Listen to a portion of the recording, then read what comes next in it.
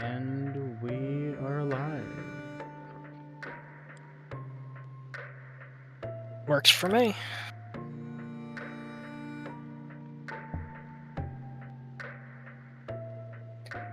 I can't believe I'm losing a fight to pencil lead. This is truly diabolical.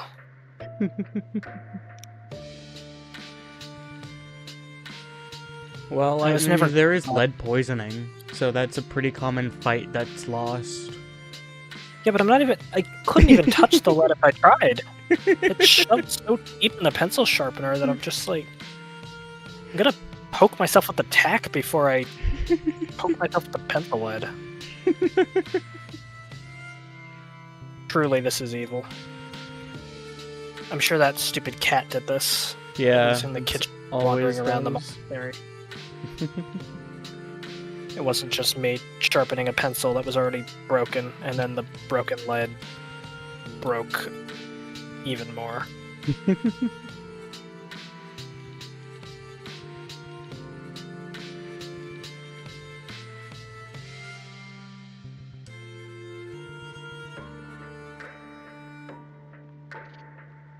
There's a fire this time. Alright, I'm just gonna start trying to like chip it out and break it. Trying That's to the pry it spirit. out. It has not worked. Destruction is what's needed. It's a candle.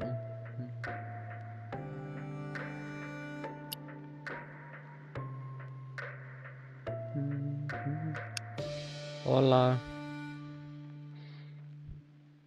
Soy Dora.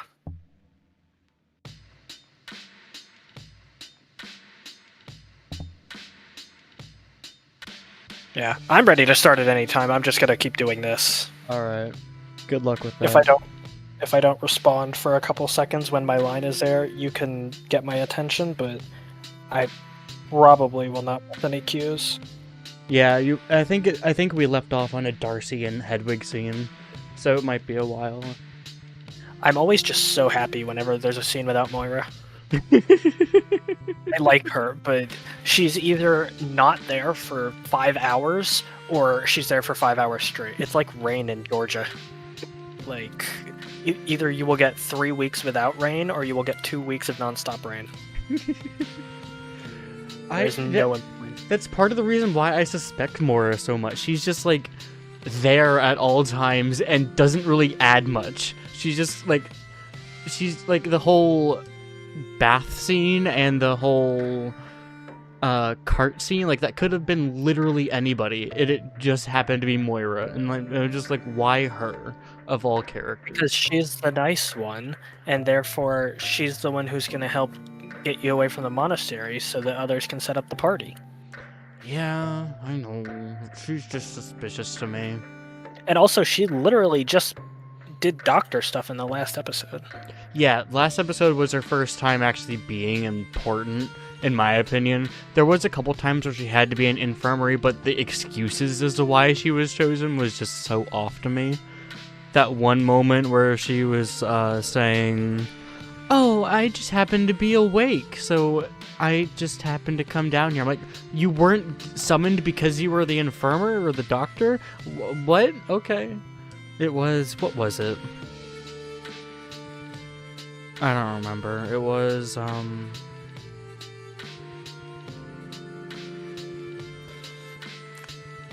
yeah, if she's not red herring enough to be a red herring. She's just there, and it's bothering me. Well, she doesn't have red hair at all. Whatever. We've been over this. Even though she's Irish, she doesn't have red hair. We've learned a lot about her, too. Like, about her humors specifically. She talks about her humors a lot, and about her drawing the death card at the wake. She's like, "Did you know the death card isn't always bad?" I'm like, "Why did you draw the death card? What?" Okay. Well, to be fair, the death card isn't always bad. I know, but she still drew it. I mean, the death card's always bad because they're at a monastery and shouldn't be doing tarot cards. You know, it's no different than the others. Darcy, we don't know any of the other people's results. We only know Hedwig's. I think we know Adela's baby. No, Adela didn't do it. She was the one telling the fortunes. Um, it was Hedwig. There was someone that was there before Hedwig that she was reading. I want to say it was like Flora or something. I don't remember. And then we know that one of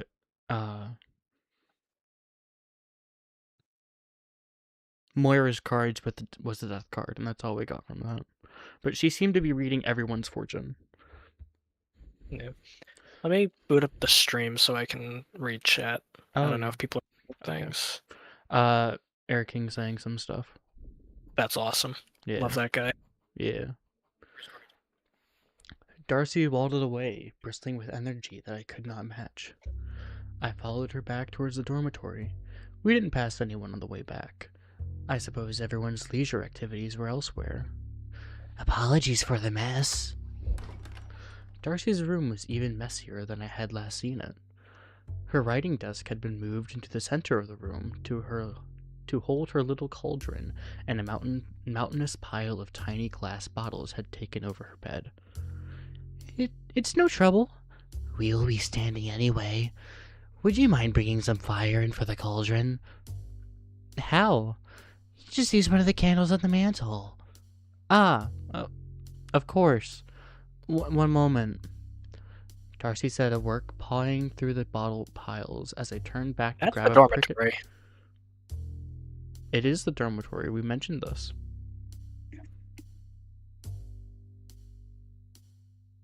I am clearly misremembering things. I thought we were somewhere else. We were in the kitchen, and then Darcy asked us to go up to her room. I thought we were going outside to the farm or something. That must not be yet. No, we were talking about the shepherding incident, but she asked us to go up to her room. That would explain it. Darcy's in my room defense, I'm losing a fight to a piece of lead. Darcy's room was even messier than when I had last seen it, her writing desk, etc., etc. Yeah. Fair enough. And yes, I know it's graphite, not lead. Don't be that person. Grr. It's actually graphite. Darcy set to work pawing through the bottle piles. I had turned back to grab a cricket and candle from the mantel outside her room. I did not love the idea of starting a fire in Darcy's room, no matter how small, but nonetheless, I had promised to help. Ellen keeps taking those without telling me. Candles aren't cheap, you know. I wheeled around so quickly it nearly blew the candle I had just lit out again. Oh, I wasn't aware that I had to tell you that sort of thing. I apologize. You took one? Yes, last night when I heard Flora. Well, I do keep a log of that sort of thing, just so you know. I'm sorry. No need to apologize. I understand it must have been a rather extreme circumstance. So, you heard Flora? Oh dear. Yes. She had gotten her leg caught in the big door in the landing. I must have been asleep. It's a good thing you heard it. Indeed. Did you put the other cricket back? Oh, no.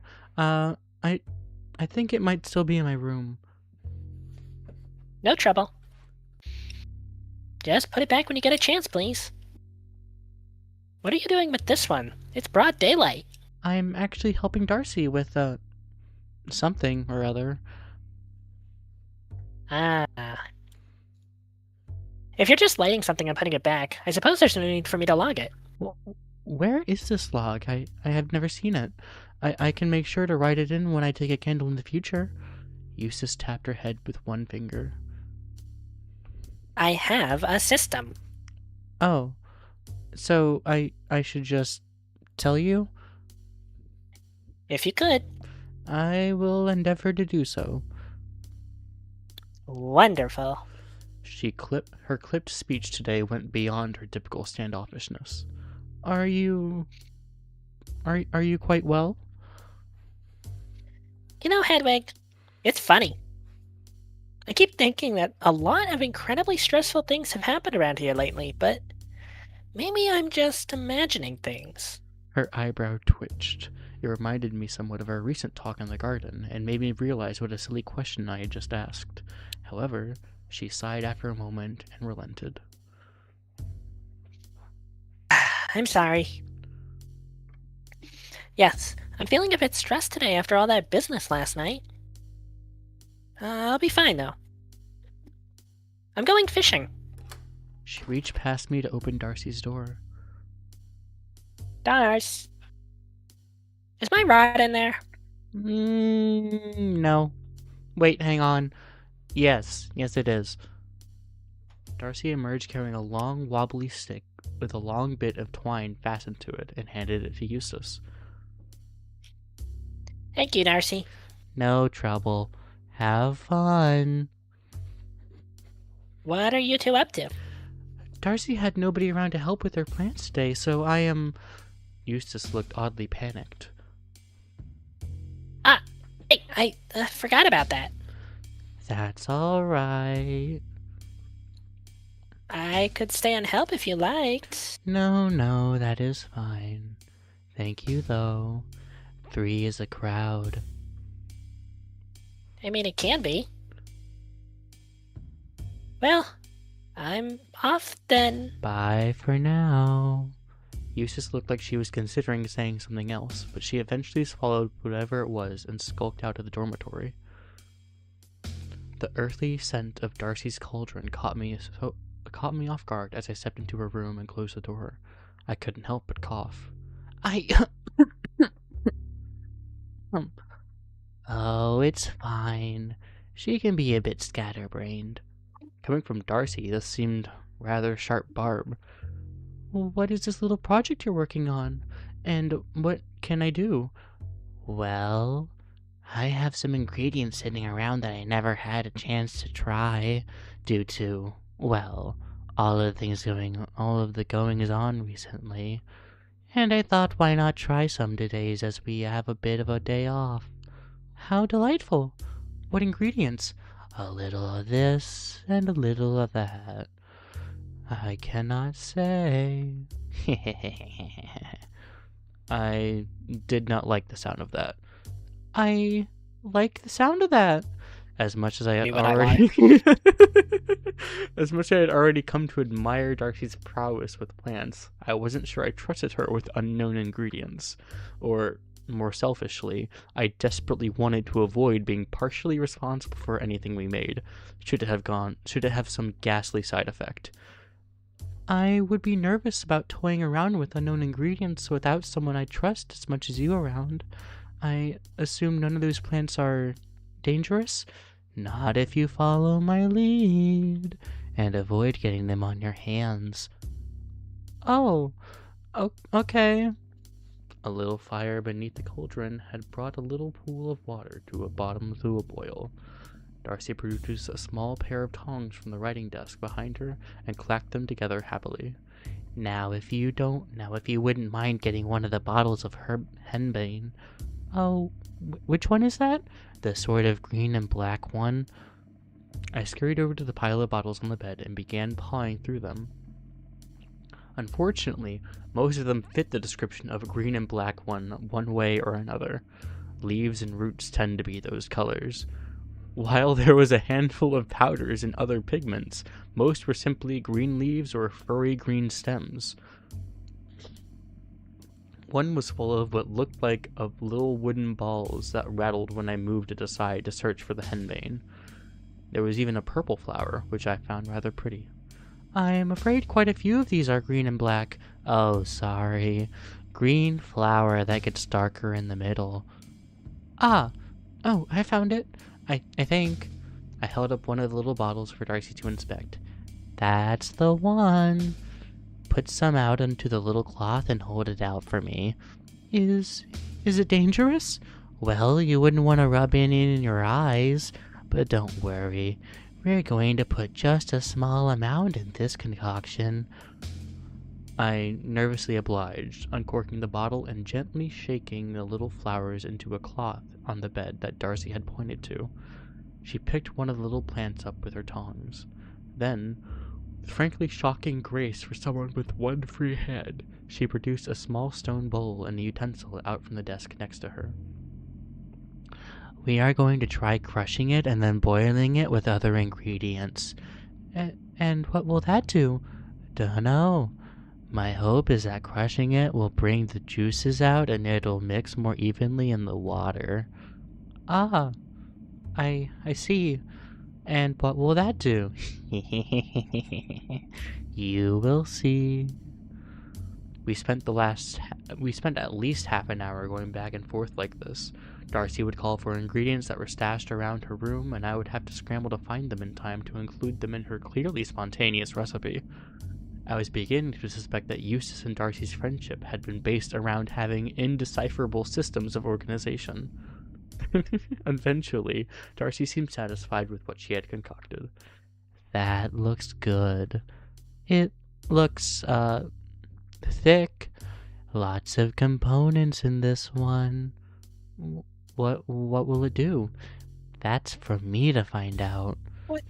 She began ladling dollops in the slightly sickly-looking liquid in the round glass bottle similar to the one she gave me before the feast in the Misericorde. You don't expect me to drink that, do you? Oh, I wouldn't dream of it until I tested it myself. I have a stronger stomach than most.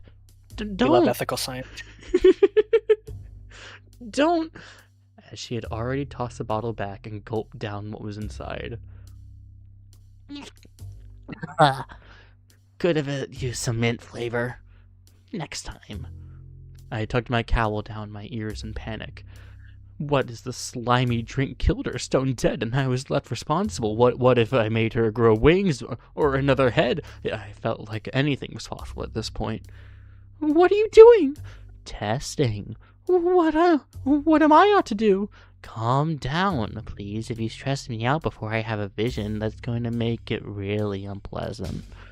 But relax. Just relax. I promise I do this all the time. It might not even do anything. I hoped against hope that this would be the case. Oh, yes, this is definitely gonna do something. Is that a good thing? Won't know until I'm out on the other side. Just stick close and let me know if I say anything interesting. But Darcy was already off. She reeled past me and escaped through the doorway, chuckling like a morning bird. The precarious stand that held the cauldron nearly tipped over as she squeezed between me and it. I studied it the best as I could before chasing after her. Darcy, wait, She was already out of the dormitory. I jogged into the landing, groaning. I really didn't want to do any physical activity today. I nearly hoped that nobody would be on the landing in this or in the cloister. Surely, I thought, taking care of Darcy was a simple enough job for everyone else, but if I couldn't be trusted to do that, what could I be left alone with? I hissed at her in a loud whisper, walking briskly behind as she listed her zigzag patterns around the landing. Darcy! Darcy! Come back! We need to get you to your room. Why do we always have to go to Mass on Sundays? I want to sleep in. We go to Mass every day. What if I went once a month? Absolutely not. Don't... She had flopped on top of the stone railing already and appeared to be trying to clamber over it. I want to play in the garden. Come there, please. We don't need any more broken legs. This was getting too intense for me. If two sisters wound up with broken legs after spending alone time with me, I worried I might end up in the hospitalum cell instead of poor James. She stopped for a moment, straddling the railing and looking quite foolish.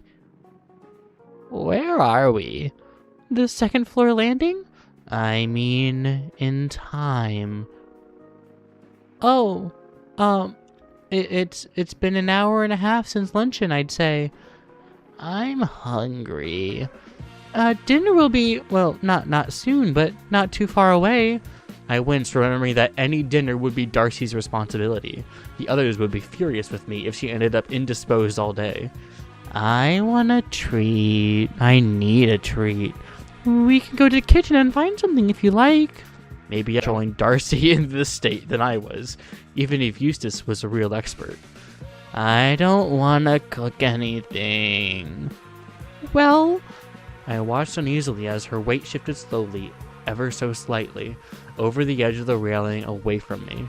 In a flash, I remembered something Margaret had said. The cellar! What about the pantry in the cellar? Salted meat. Yum. With that, she let go of the railing and disappeared over the edge. I lunged forward in a feeble attempt to catch her, but I heard the dull wallop of her hitting the ground below before I even made it to the railing. In a panic, I looked over to assess the damage.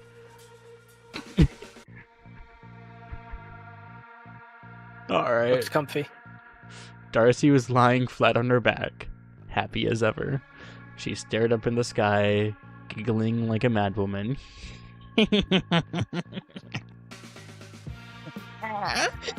That was fun. Can I have some of your son's mandrakes? I don't have a son. I tried to focus. This charade would at least follow along. I could at least follow along with, however humiliating it may be. Is it such a trivial matter to you? Taking my husband? Would you take my son's mandrakes as well? Have I got to deal with you for that? What's bothering you? Well, very well, I thought. I finally got the graphite out. Yes! Good job. You want to know the worst part? I didn't comment on it at first, but I managed to chip with the tack the back 3/4 of it out so that it popped out the top of it. But the part of it that was closest to the entrance and was actually blocking me from sharpening any more pencils was still there. So it was even harder to get the rest out. Oh, jeez. That sounds awful. But I got it. We're free. I'll have what she's having. Yeah, alright. Very well, I thought. I had assumed she might continue apace if I played along with her Bible quoting game, even if she was in a queer state. I was relieved that she seemed no worse for wear after falling down at least. Stay where you are. I'm coming down to get you. What's wrong with tithing dill and mint? I ignored this and scurried down to the stairs, down to the cloister, saying a short prayer in my head that I wouldn't run into any other sisters along the way. Eustace was likely the only woman who could wrangle Darcy when she was in such a state, but I certainly didn't want to be even mucking it up by anyone else, even if it would have been done no better. I sprinted across the cloister path and into the grass, where Darcy had laid flat on the ground with her arms outstretched. Ugh, that did hurt a bit. Please, nothing broken. Please, nothing broken. Can you stand? Firm in the faith, just like you always say, Mum. Well, I'm glad to hear that, but I am not your mother. Oh, how I wish for this ailment to end. This concoction certainly wasn't providing a kind result as her last one had. When I stumbled into Darcy and Eustace in the garden, her proclamations had been esoteric, but pointed and dramatic. Here in front of me now, she seemed full of spirits rather than spirit. An annoying drunkard like Flora had been in the Misericorde. We should get you back to your room. No, the night is young. I glanced up at the sun in the sky. Well, what would you like to do instead? I don't know. Something quiet? Out of the way? I had winced as soon as I said this. Even someone in a complete stupor could see through me, surely. I understand. Sure thing. Whatever you say, boss. Leave it to me to manage to offend someone in a completely altered state of mind, I thought to myself. Darcy propped herself up slowly, grunting along the way. Me back hurts. You've had quite a fall. Are you sure you're alright? I'm fine. I landed on my big old bum. Plenty of cushion. She shot away from me with surprising speed. Wait! Follow me! She was running with great haste towards the same hall the Superior's office was in. I panicked and followed her. If the Superior happened to step out and see this, where are you going? Somewhere quiet and out of the way. It became clear that she was making headway to the cellar stairs. I gave chase. These cellars certainly were out of the way, but there was a very good chance Marta or any number of others could be down there. They all see what a bad job I was doing taking care of poor Darcy. I froze. The Superior's door opened a crack. What's going on out there? Darcy had made it to the threshold of the stairs, just out of what I assumed the Superior's view was. I, however, was smack dab in the middle of the path, mid-sprint. Just visiting the cellars. It's dangerous to run on the stone. Yes, Superior. I would have thought Angela would have drilled that into you by now. I'm a slow learner, I'm afraid. I'm going back to bed. Please try to keep things to a dull roar. Of course, Superior. How many of you are there? There isn't another blasted party forming, is there? Just me. Thank God. We'll see you at dinner, I'm sure. She shut the door with more emphasis. It was just in time, too, as Darcy had begun hopping down the stairs one at a time, stomping with both feet. The noises echoed through the entire cellar in waves. If anyone else was down there, our arrival couldn't have been more explicitly announced. Darcy! Please! Follow me, follow me. She waited for me at the bottom of the stairs, staring through me with her glazed eyes. When I caught up to her, she bounded away again towards the row of barrels deeper in the cellar. I jogged to keep up. As we passed the barrels we had smashed during Catherine with the Sea's wake, I winced a little. The stone floor was deeply stained. What had we been thinking? Darcy disappeared into a maze of casks ahead of me. There was a very little light here, save for the cold sunbeams let in through the grated hole around the edges of the cellar ceiling. Darcy! Where are you going? I told you, silly. Somewhere quiet and out of the way. Well, it doesn't get too much more out of the way than this. I tried to follow her voice, but the echo was impossible to pinpoint. I'll have to remind you. I was reminded of Eustace's bookshelves. The cellar felt impossibly large as I turned corner after corner in search for the irascible Sister Darcy. In truth, we must have been going in circles. Hello, hello. She gave me quite a shock as I rounded one last corner to find her waiting. Hello? We stood in silence for a moment. There really must have been no one else here, I thought to myself. All I could hear was this low rumble of the wind outside and the slow creaking of the wooden casks. Well, here we are. Wherever here was. I had no earthly idea why Darcy had decided on a dank corner in the cellars after all that mad running about. Here we are.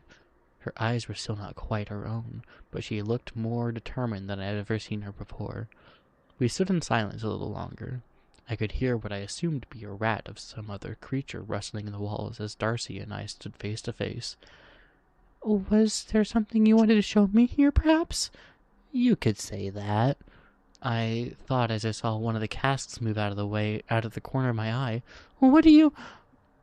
She leaned forward suddenly, swiftly, and I don't know, sort of turned my head to the side instinctively, but not quickly enough. She planted her lips onto mine and grabbed my hands in one swift motion, yanking me toward her with some firmness. Darcy! I squirmed, but could not move back. I felt clammy and embarrassed, but worst of all, one of the casks really was moving. I was feeling too many things at once. I wanted to shove Darcy away and run. I couldn't leave her behind with whatever monster was about to emerge from the barrel that was opening in front of me. Unfortunately, Perhaps it was no monster that emerged from the wooden door that had swung open while Darcy had been attempting to kiss me. No, the situation was far, far worse than that. Oh, every character of mine. Okay. Oh, uh, hello?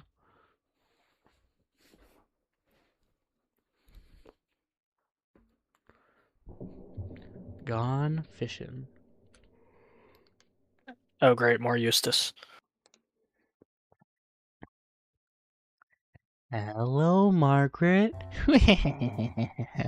Eustace and I were just exploring. I noticed. Although, Darcy, I don't want to alarm you, but your eyesight might be going. My what? That isn't Eustace. Darcy squinted and peered at me. I suppose she finally saw through whatever distortion her tincture had caused, because she let go of my hands and took a step back. A sheepish grin crept over her face. Oh, Hedwig, I am so sorry. It's no trouble. This is too funny. Margaret reached into the barrel she had emerged from to scoop up a bundle of dried meats and hard biscuits. When she stood back up, she must have seen my expression and assumed I was mortified by what she carried rather than the kiss she had interrupted. I was hungry. Why'd you take the secret entrance? I would have just let you into the pantry if you asked. It was more fun this way. Anyway, you were clearly busy. We weren't. I blurted this out far louder than I had intended. What? Busy. Not really. What were we doing? Well, Eustace had planned, so I stepped in to help Darcy with some of her studies. Any interesting discoveries? This one was no good. Or, well, I don't know. It wasn't bad, but it did make me think Hedwig was Eustace. That does seem like a rather large flaw. I find Eustace difficult to miss, what with the expensive spectacles and all. And not only that, I made you think I was your mother, perhaps. I hope not. And a man. No, I don't remember that. That doesn't mean much, to be fair. You forget a lot of stuff when things do... You forget a lot of what these things do to you. Doesn't Eustace typically write it all down? Well, yes. Well, you must have thought I was a man just now. Why else would you... Try that. Margaret and Darcy exchanged an infuriatingly knowing glance. And here I was thinking I was witnessing a cover story unfolding. What? I definitely thought you were Eustace for the past, I don't know, at least 10 minutes. I was having a wonderful dream, frankly, but I'm sorry for dragging you into it. A dream where you... with Eustace?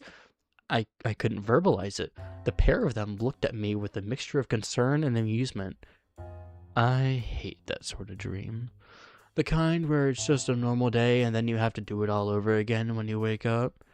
Well, like I was telling you, me and Eustace were in an odd spot at the moment, so it was nice. Ah. I was beginning to worry that I was dreaming. If you'll excuse me. I wobbled away from the unsteady legs, leaving Margaret and Darcy to talk about whatever it was they were going to talk about. I rubbed my mouth where Darcy's lips had pressed against me as I wandered back through the cells towards the stairs. I could still feel the shape of her mouth. I could trace the warm, oblong shape of it with my finger on my skin. It gave me the shivers, a similar sensation of rubbing a charcoal pencil the wrong way. I wandered through the cloister for a while, eventually wrenching my hand away from my face to try and appear at ease with myself, even though I was beginning to feel slightly ill. Had I exited my cell into the streets of Sodom? I wandered laps around the cloister, fretting all the way. The walls became less and less familiar each time I passed them again. Tears began to well up in my eyelids, although they did not flow freely. They soaked my skin subtly, stinging in the corners of my eyes and the little divots by my nostrils. I doubt anyone would have guessed I had been weeping unless they caught my face in exactly the right light, but when I licked my lips, I could taste salt. After countless rotations through the cloister, I took a new turn and broke towards the outer wall, along the path where I had met Catherine with a K some nights ago. Catherine with a K! I sighed and considered all things in perspective. Her sin, I suppose, was at least far beyond Darcy's honest mistake. As honest as one could be under the influence of one of her potions at any rate. My shock was beginning to give way to some simple sourness. I held Darcy in high esteem for her works and visions, but the luster of the latter was beginning to dull. If one vision required 10 bizarre random experiences like the one I had just followed her through, could it really be so holy? Moreover, I was beginning to feel embarrassed by my strong feelings. How could I care about this, when I knew that there was a true monster inhabiting the abbey? A real ghost. A real devil. How could we possibly be having a day off? We should have been preparing an exorcism, not running around planting our lips on each other by mistake. Goodness gracious. You look terrible. As if you just saw a ghost. I had noticed Eustace walking along the path towards me, still carrying her fishing implements. I snapped to attention as fast as I could see her flinch. I snapped to attention so fast that I could see her flinch. Perhaps I have. Steady on, steady on. I was only joking. What's gotten into you? Oh, nothing. It's complicated. I suppose it's my turn to be unduly stressed by all that's happened lately. I thought you were heading out to fish. I was going to, but I thought perhaps I should come back. Something felt, wrong about leaving when I did. It looks like I may have been right? Perhaps. What are you up to? Oh, I don't know. I was looking after Darcy, but that's no longer necessary, thank goodness. I was just taking a walk to settle down. She can be a handful. How is she? She seems well. Occupied? I would guess so, yes. Margaret wanted to talk to her about something. Ah, I see. I suppose I have time to fish after all then. Would you like to come along? I don't know the first thing about fishing. It mostly involves sitting still. I suppose I could do that. Yes. Selfishly, I imagined that spending some time away from the abbey itself might put me in ever so slightly less danger.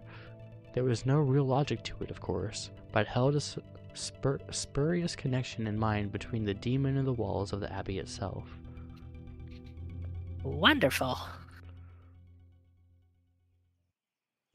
The walk to Eustace's fishing spot wasn't too long, but it did take us away from the road into the barely beaten trail into the woods. The path sloped downward and was occasionally interrupted by fallen branches and logs that required some effort to maneuver over or around. We did not speak for a while. I welcomed the silence, truth be told. I allowed it to absorb the sounds of the forest. I realized, halfway into the journey, that I was hearing more new sounds in rapid succession than I ever had in my entire life. There was only so many sounds within stone walls.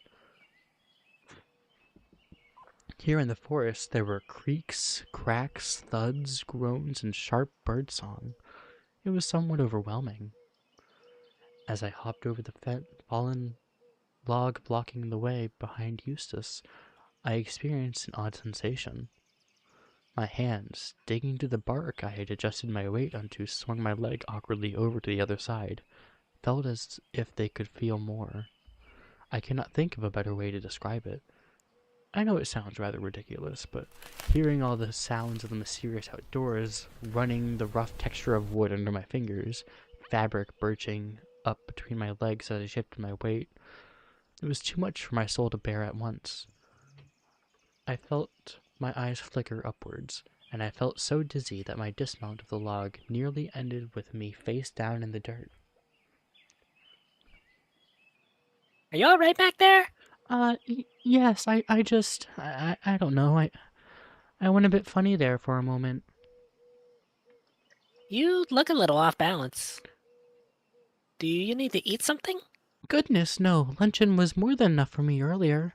I think I'm just having a lot of thoughts about being, outside. You've been outside a few times now.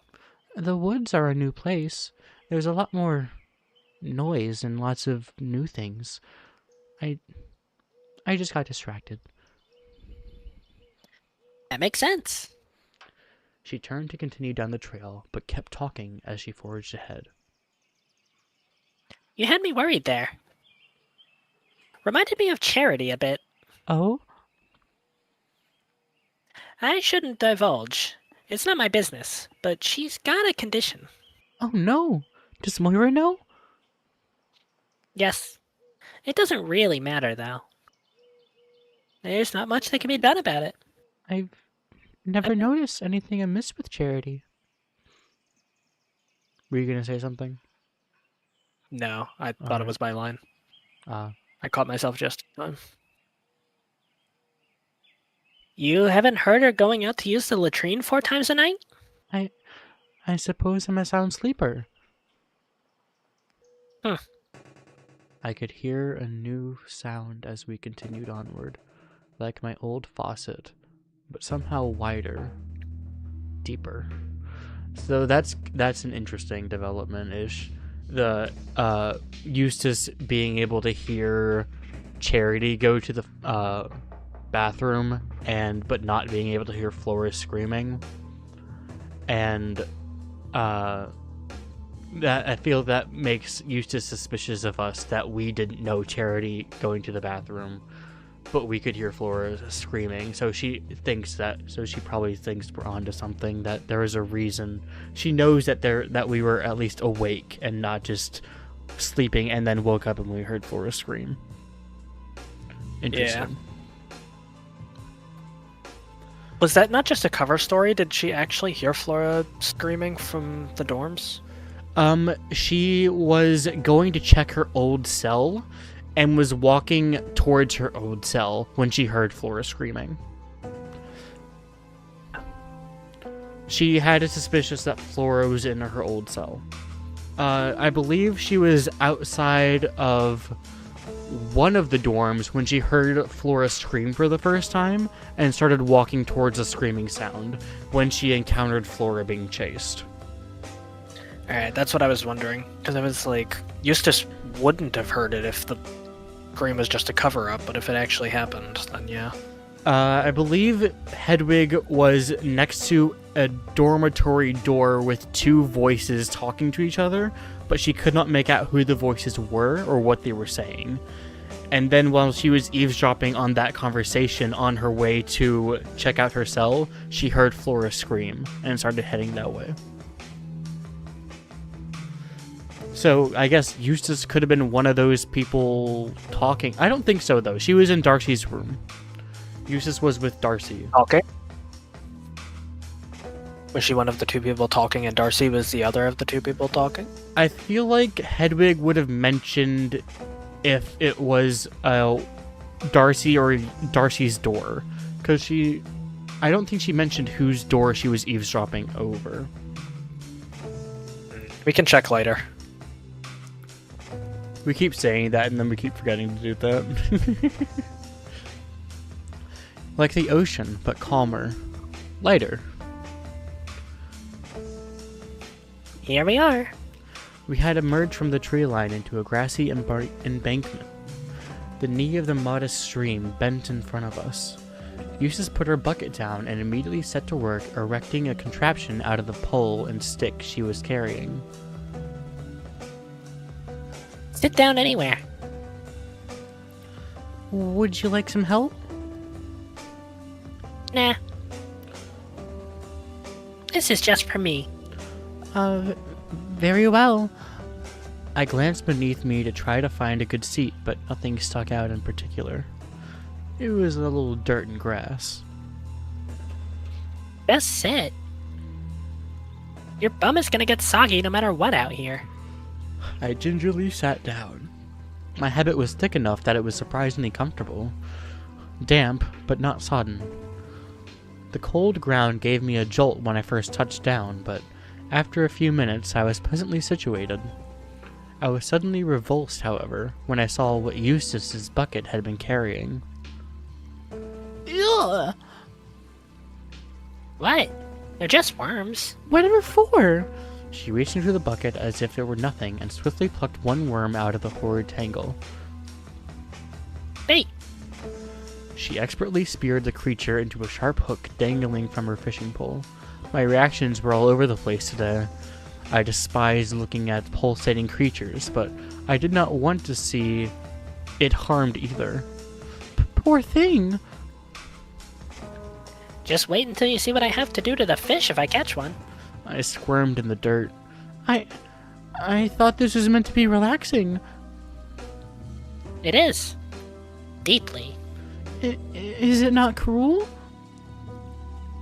I don't think so. But you're killing something. Two things, even. Fish and worms. Are you concerned for their souls? You know as well as I do that they don't have souls. Well then. Time to relax.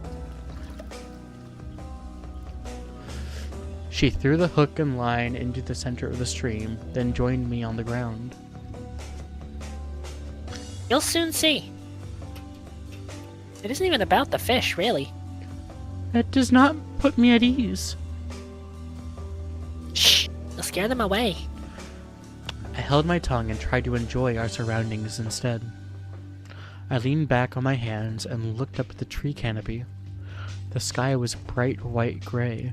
It was surprisingly hard to look at for too long. I'm glad Flora is well. Ah. Yes. It was quite an ordeal. What happened? Well, I heard a loud noise in the middle of the night, and when I went to investigate, I found that it was coming from my old cell. And there she was, sure enough. Being chased. I had no reason to lie to Eustace at this point. Unlike the others, she had already correctly assessed what I was up to. After our explosive argument in the garden, the true story would be difficult for Eustace to argue against. I knew she could not have been the ghost. In a sense, she was the only person I could trust with these details. Eustace seemed to know this. Her expression was measured, and she stared at the hook, bobbing in the stream, rather than turn to speak to me directly. What was chasing her? A monstrous creature, the same one that I saw wielding the burning blade. She said what, not who, by the way.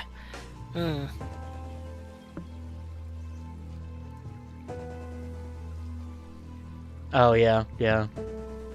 Either she can read thoughts, or she also thinks it's a monster.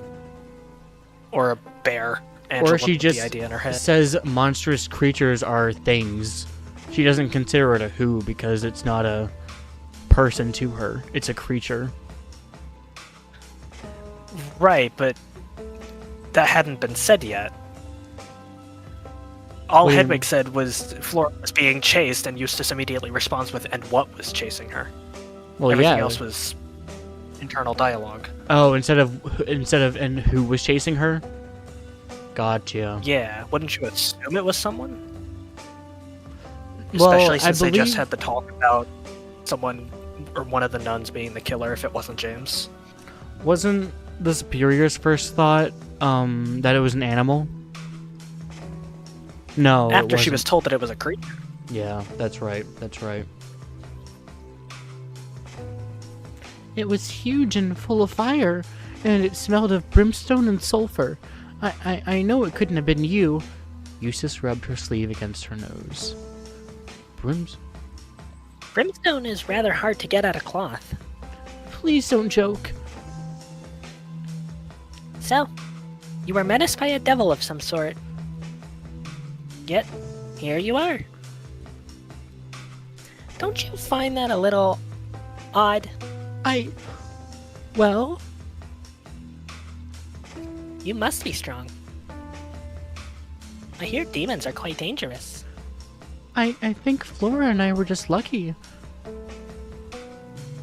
If this monster is real and wanted you dead, I think it would have killed you. Perhaps it didn't want to kill us. Perhaps. Perhaps it wanted to possess you. I tensed up. My fingers dug into the dirt involuntarily. That did not happen. That's what someone possessed by a demon would say. She slowly turned her head back towards me, her expression solemn. As her eyes locked, I felt panic flushing through me. I needed her to believe that I had seen what I had seen, but not like this. Only joking. Oh, okay.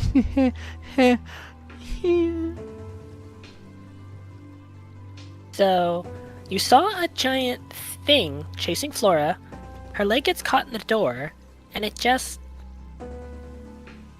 lets both of you go. Is that right? Yes, and I encountered it again back in the back courtyard. And you escaped it again. You are lucky. It wasn't so much an escape, it just stood there, and then it turned around and ran. I'm erring towards not believing a word of this again, just so you know. It is the truth. Fleur will tell you the very same. Only don't ask her. I'm sworn to secrecy. I'm not sure how good her word is either, truth be told. She sighed and looked out at the fishing lure bobbing in the water once more. It would just be simpler if you would admit you were horseplaying on the wall when she fell, or something of the sort. Well, that wouldn't be true. Forgive me, but it is all a bit difficult to swallow. How do you think I feel? I think it's easier for you to believe than it is for me. Of course it is. I saw it. That's not what I mean. Never mind. No. Go on. You spent your whole life up until now in a little cell, reading books filled with demons, miracles, etc. That makes me more reliable, surely. I thought back to when the Superior dragged me out of my cell. I was a pair of fresh eyes on the mystery of Catherine with the Sea's death. I have been untainted a view of the world as anyone could have. Surely what I describe is as unburdened with worldly context as what-ifs as possible. Do you really believe that? Do you honestly think that your eyes see a clearer truth than mine? Your cell didn't keep you in some fresh, undriven state. In fact, you have more of a bias than any of us. Tenfold, easily. I read nothing but scripture and commentaries. I know, and I'm telling you that the scripture and commentary bouncing around in your mind doesn't all add up to zero. They aren't some sort of universal default. Your mind is as full of any of ours, if not more so. Now you're being mean-spirited. No, I am not. Give yourself some credit. Do you have the mind and will of a newborn baby? No? No. You are an intelligent, 20-odd-year-old woman. That intelligence might come from the very narrow pool of experience, but it was experience all the same. I suppose I understand. Good. There was a brief pause as Eustace adjusted how she was sitting and squinted into the water, checking the lure for activity. 30 odd-year-old woman. I think. Being cooped up all that time is good for your skin. She lurched forward suddenly as a string attached to the pole went taut. I touched my forehead in confusion. My skin felt as pallid and greasy as it always did. Another attempt of Eustace's to befuddle me, I reasoned. Eustace pulled the line hand over hand, eventually dragged a small fish onto the shore. There we are. She held it up by the tail and removed the hook from its mouth. Then, without warning, she smacked it against the rim of the bucket hard. What was that for? You have to kill them or throw them back. This one looks tasty, so I killed it. Such violence! Eustace sighed and dropped the dead fish into the bucket. I have to admit, I did not foresee fishing being such an obstacle for you. But perhaps that's my fault? There are a lot of things most people don't think about that you're seeing for the first time. Stairs, chessboards. Reading customs? Nothing. Have it your way. But answer me this. What are you going to do now? About what? Don't play dumb. About your... I believe I must keep sticking my nose in things. I'm sorry.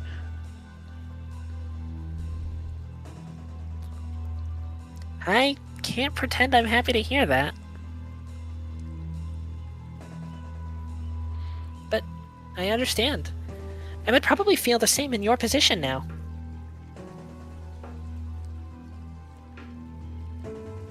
All I can do now is ask you to reconsider. To stop. Why? Because you will get hurt well before you find any answers. And you will put us all in danger. This isn't just about you or me. This is about everyone here. You saw what happened to Flora. So you don't believe that I saw a ghost, but you insist that I stop. You speak as if you know what this all means. Must I have stuck my hand into a rosebush to be wary of its thorns? I don't know what it is. I barely even believe you're sure what you saw. But I know that whatever it is, it's no good. There must be some connection to Catherine with the Sea, though. You keep on mentioning danger, waiting for me, as if I keep following the Superior's orders, and if this is the danger, they must be related. I know something clearly, so... Maybe it is Catherine. What? Yes, the one with the sea. It makes about as much sense as it existing at all, doesn't it? Say I believe you, wholeheartedly, that what you saw is real, and that you and Flora were chased by a vengeful demon. Is it such a large leap to wonder if it is Catherine? Or related to her in some way? Yes, why would it be? I can't entertain even such a dark thought. What possible evidence would there be that could connect the two? What evidence do you have that it happened at all? No. Anyway. Laura and Catherine. There is some history there. Unpleasant history. I went cold as I recalled the story I had heard from Flora being locked inside a trunk by Catherine with the Sea. One of the hazing pranks, spoken out of irritated whispers by the Superior, had been my assumption. I was vaguely aware of that, actually. So, there you go. I'm not saying that is what it is, of course. But, you know, it is something to think about.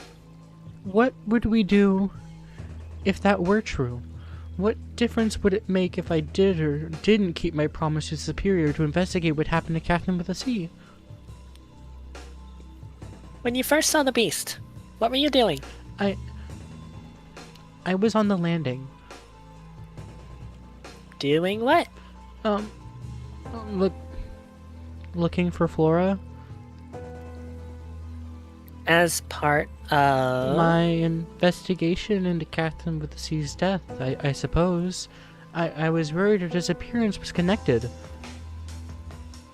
So, in this scenario, if we pretend monsters are real, it seems logical to assume that you were being warned away from something by the ghost. And what was Flora doing? I don't know. She had been in my old cell. That's very interesting. Follow that thought. She suddenly yanked another fish out of the water. She continued speaking as if she inspected the size. Flora Flora and Catherine were very close for a while. Until they weren't. There is a connection there. If you want to investigate something, look into that. And then what? And then stop, God willing. And then what? Just wait to die or worse when this beast strikes again? I have a theory about that. A theory? It seemed preposterous to me to ascribe any sort of logic to devilry, but I was too curious to object. The dark sense of suspicion, perhaps not of Eustace herself, but of what she knew, began to creep through me. I can't help but wonder if it will leave us alone if things just remain as they were. That seems a tall order when someone might have been murdered. I know. But consider that there had never been so much as a whisper of hauntings until Catherine passed. That isn't true, is it? Darcy makes it sound like this place has always been a little odd for sure. I mean Darcy no disrespect, but you cannot always take her at her word. Anyway, Catherine is gone, and you keep seeing this monster. And now Flora has as well, if I entertain your story. I suspect she might have been poking around after Catherine's death as well, which is why it attacked her and you both. You really think it could be her? I honestly think I should feel offended at that very idea. Eustace shrugged. Perhaps it's her. Perhaps it's simply related to her passing. I'm not too concerned with the actual mechanics of it, to be perfectly honest. I would prefer to stay well away. I've just observed a pattern, and that's enough for me to not want to go chasing threads related to Catherine's death. It should be enough for you as well. Like I told you before, I am looking out for you, you know? I'm looking out for all of us. I stared into the ripples of the stream, considering Eustace's words. It was infuriatingly rather something. Sound reasoning. It was infuriating, rather sound reasoning. Nobody Also, they seemed never to told us if she threw the fish back or not.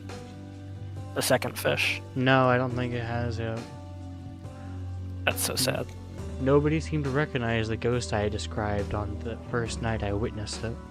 They concluded it was a prank immediately. Nobody claimed to recognize the creature. And when Eustace had dressed up as the same beast to scare me, it had been based on my description, and it had genuinely terrified everybody else in the room. I recounted the times I had seen the terrible apparition. Outside my window, after the Superior had told me her plan for me. In the hall, when I had been snooping outside the Misericorde. On the landing above me, when I was observing the sword in the cloister. Looming over me in the garden when I had been looking for Flora. Then, finally, of course, the night when I had finally found her. These, indeed, were all connected to my search and the truth about Catherine with a C. There was one small detail nagging at me, however. When we were traveling back up to the mountains from the village, you seemed to hold visions, apparitions, and so on in very low regard. What has changed? A moderately convincing eyewitness account. Isn't this what you wanted? For me to change my mind? Goodness, Hedwig. Learn to accept victories when you've earned them. Well, this is heartening. I propose a deal. Stay out of it. Stay out of it truly for 1 week. If nothing happens, I win. We accept that Catherine's death was a tragedy that affected us all deeply and move on. If something does happen, I will leave you be. And we can chase whatever this ghost is together. Does that sound fair? I was beginning to lose track of the amount of packs I had entered. I felt a deep unease, but I couldn't imagine refusing Eustace in this instance. Especially, a dark voice inside my head whispered when we were alone in the woods. The sense of suspicion had not been abated by this proposal, and I started to wonder just how much Eustace knew that she was not telling me. A raindrop fell on her hand as she extended it out to touch my shoulder. Remember, I am trying to help you. And I will, no matter which way things break. Very well, then. My stomach churned. I had no intention of honoring such an idea. Perhaps I should have.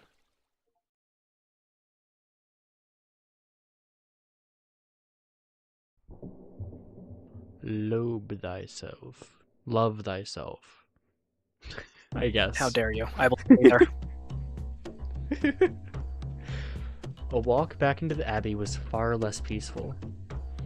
The sounds of the forest had not changed, but the turmoil inside me was far louder than any wind, bird, or crackling twig. When I was very young, I watched a rowboat tip over when one too many people scrambled to fit inside it.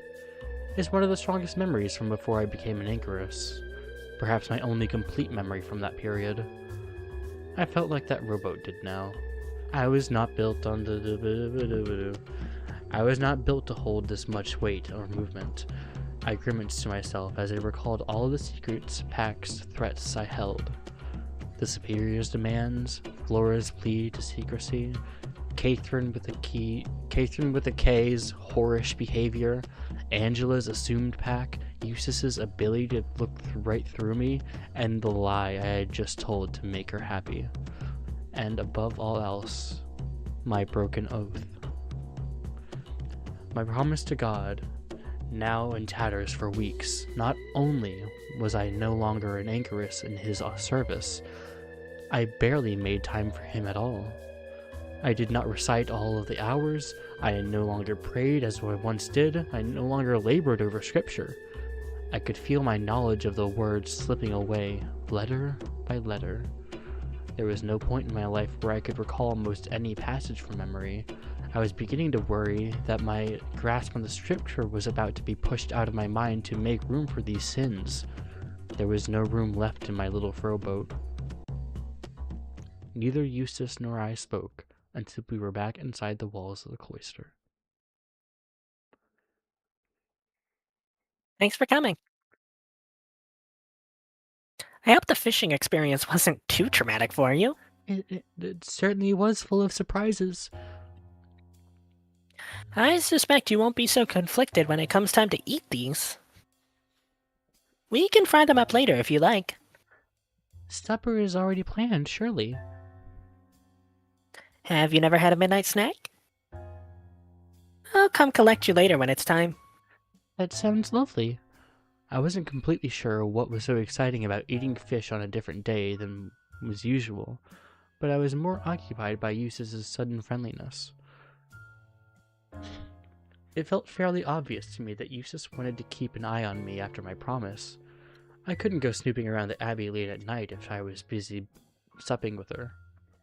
Clever. I was about to turn and leave when she spoke to me once more. Darcy went back to the dorms probably, yes? I must assume so.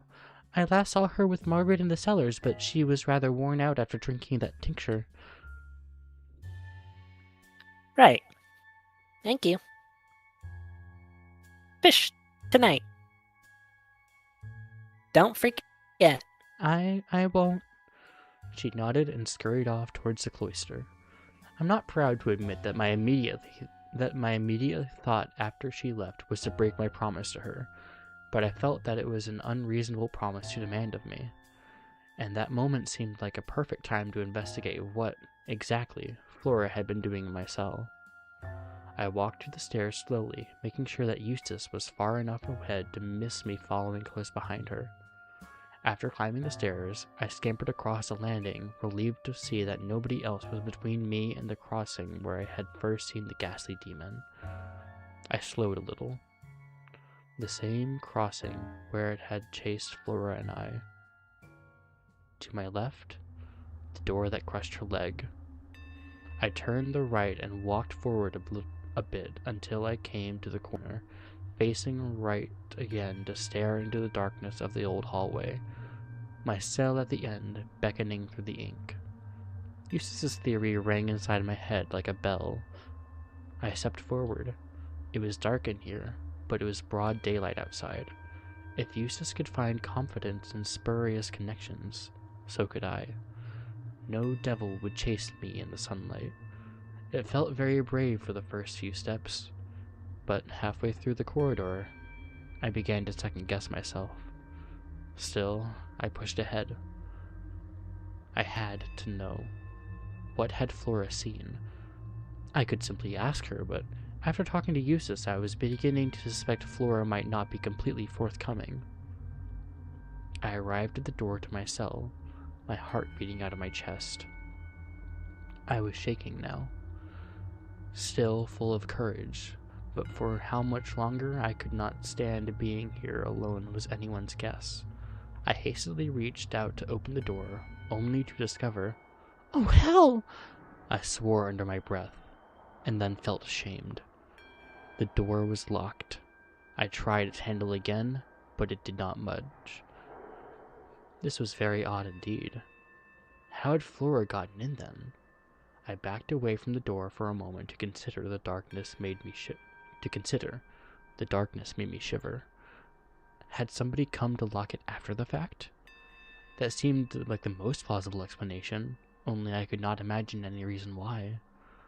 I would not need to ask the Superior for the key if I were to investigate this further. I would need to ask the Superior for the key. I exhaled, then briskly walked back towards the light of the landing. As I emerged from the bend of the long hall to the dorms came into view, I slowed into a more normal pace. Nobody was there, thank goodness. I jogged lightly to the stairs and took them down faster than ever before, nearly tripping as I turned to the landing to see. Mr. Hedwig, where are you in such a hurry? Oh, I was actually on my way to see the Superior. I would not suggest doing so at this time. I was just at her door and received a strong telling off. Oh dear. I think she is busy. Perhaps she is brooding. I think this Flora incident upset her a great deal. It was very upsetting, although she did seem relieved last night. Jubilee and so on. That is true. But I would not be surprised if she changed her mind, or found something else to be upset about. Does that happen often? Adela threw her head back and let out a sharp cackle. Aside from you, I am the newest oblate here, and even I have seen this many times. Our superior is very gracious, until she is not. That is good to know. How are you making the most of your day off? Oh, this and that. I actually just went fishing with Eustace. Really? Wow. I have been wanting her to take me for ages. Is that so? Do not worry, I am not jealous. I think that the last time I asked her, she was busy courting Darcy. Courting? Forgive me for making salacious jokes. You understand what I mean, though. Of course. I had no idea what she was talking about. Yeah. Did she win? Win? It appears I'm speaking out of turn. I just assumed that was what you meant by fishing. Oh, Hedwig went on a fishing trip with Eustace. Adela jolted as Margaret emerged from behind her. I had my money on Moira until earlier, but then I assumed Darcy had won. Had everyone decided to start speaking a different language when I was visiting my old cell? Let us avoid being rude. Hedwig is clearly confused. Not that confused, I imagine. She offered me a wink, but I was still baffled. Utterly confused, I'm afraid. Margaret's cheeky grin faded a little, and Adela tugged her sleeve. We should go. We were off to enjoy some chess in the library. Yes, that's right. You could join us later on, Sister Hedwig. Give us a moment or two, though. Obviously. She was on her way to talk to the Superior. Oh, good. I mean, I hope you aren't in trouble or anything like that. Not that I'm aware of. None of us are in any sort of trouble. We are all upstanding daughters of the Lord. Both of them started snickering as they carried upstairs without me. What on earth was all that about? I had been left thoroughly baffled by their behavior. A pair of giggling children, that's what they seemed to me, speaking in some bizarre made-up language designed to annoy me. I felt positively steamed by the time I made it to the Superior's door. Who did those girls think they were? I knocked on the door. I knocked with some trepidation, hoping that I wouldn't end up on the receiving end of the Superior's bad mood. My knock remained unanswered, just long enough for me to raise my hand and knock once again. However, as soon as I did, I heard the faintest rumble of movement through the thick wooden door. Who calls? Sister Hedwig. Once again? Come in, then. Adela to Superior back-to-back is a trip. The Superior was still in her night clothes, and she looked even more haggard. The lines on her face looked deeper than usual, and there were dark circles under her eyes that reminded me of Darcy's puffy lids. It was stuffier than the usual in her office, and it smelled rather stale. I took a seat in front of the grand desk while she tottered over the window and opened it a crack before sitting down to address me. What is it you need, Hedwig? I just need the key to my old cell. I think there might have been a clue in there about what happened to Sister Flora. The cell? But... She looked confused, as if searching for words. I wondered if this is what it felt like for the others to talk to me. I apologize. I'm still not fully awake. What was it you needed again? I tried the cell door not long ago, and it was locked. If I could just have the key, I might be able to piece together what happened to poor Sister Flora, and determine if it had anything to do with Catherine with the C. I see. The cell key. Yes, that rhymes. She pulled open a drawer and fumbled for a moment before producing a large key ring. It jingled as she fiddled with the mechanism to remove the key I needed, and the sound sent a shiver down my back. She tossed the key towards me. It landed on the desk with a clatter, and I could see the Superior wince with regret. Thank you. What do you think you're going to find? I'm not sure, but I do know she was there before I found her. She came running out of that hall when When you saw a ghost. Even her addled state, she was able to lace those words in venom. So, you're still unwilling to tell the truth. I am being as truthful as I can be. I can only tell you what I saw, however ridiculous it might seem.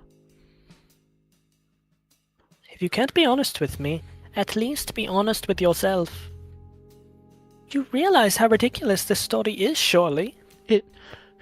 It really does sound absurd, but I can only describe what I saw with my own eyes. I've been thinking about that. You're a clever girl, but you are new to the world in your own way. Must you take your eyes at their word? Or, you know, their vision? You understand my meaning. What else could it have been? The superior opened a lower drawer and produced the same wine bottle she had offered me to drink from in one of her previous meetings.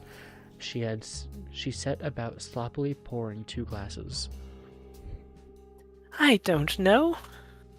It was rather dark, I imagine. A dog? It would have been a rather enormous dog, and that wouldn't explain the haze. Haze? It was engulfed in smoke. It was rather pungent, too. It was horrible. Perhaps a bear, then? Why on earth would there be a bear in here? I don't know, ask Angela! Not so loud. Sorry. Anyway, you never know with bears. You don't see them often, of course, but perhaps one wandered out of a royal menagerie. Oh, that's where Angela got it from. Yeah. I was thrown back to the conversation in the Misericorde where Angela's fear of bears had been thoroughly mocked. That really does not seem plausible. More plausible than a spirit. Mm, Bears are real at the very least. I can offer no argument there, I suppose. Ah, thank goodness. But Hedwig? I can say that there is no satisfactory explanation to the contrary. The superior drummed her fingers on her desk and exhaled sharply through her nose. Well, you have your key. Go and find whatever it is you hope to find. I think I might have preferred a tirade of the wounded tone she spoke in.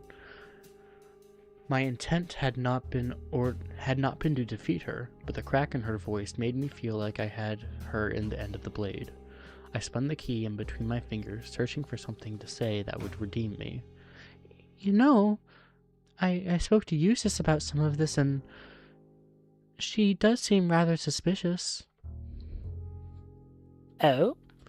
I almost told her about Eustace's demands that I leave things be. Before I did, however, I realized that telling the superior that I had already been compromised was a bad idea. Yes. Well, follow up on that as well when you can. Of course. Thank you, Your Reverence. She waved a hand at me, and I left with haste. Bye, Mabel. I hurried back through the cloister and the stairs as I could return to my old cell once more. She does not strike me as a Mabel. I don't know why. That just kind of threw me off when I read that. Yeah. As I reached the second floor, I froze for a moment. I could hear Eustace's voice coming from the dormitory hall. It would be terrible if she caught me breaking my promise to her not an hour after making it. I held for a moment, trying to determine if she was bogged down in long enough conversation for me to slip past undetected. Night. Does that sound fun? It does sound fun. I can't help but detect some sarcasm. No sarcasm. You always detect sarcasm when you are worried. No, that isn't true. You sound a little upset. No, I don't. Phew. Very well. I'll take your word for it. It does sound fun, and I would like to do it. That's great. Are you sure you're feeling alright? Yes. You're sure? Yes. Why wouldn't I be? Because It is not a problem. Not big of a problem as you seem to be worried about anyway. but it is a problem. A little bit of a problem, but not that big of a problem. This seemed to be going nowhere, so I slipped past and jogged lightly back towards my old cell. This time, I approached the impossible darkness at full speed. I braced myself as it surrounded me. I hadn't thought to bring a candle with me. I was only looking for a door, after all, and there was a window in the cell. I could just make out the outline of the door frame and lock when I approached it. I produced a key and fumbled for the keyhole. The shaft slid in with a satisfying clunk. It took more force than I had anticipated to twist the mechanism open, and it took me a couple turns, but I was soon inside. My old cell. I had come back here once before, not long ago.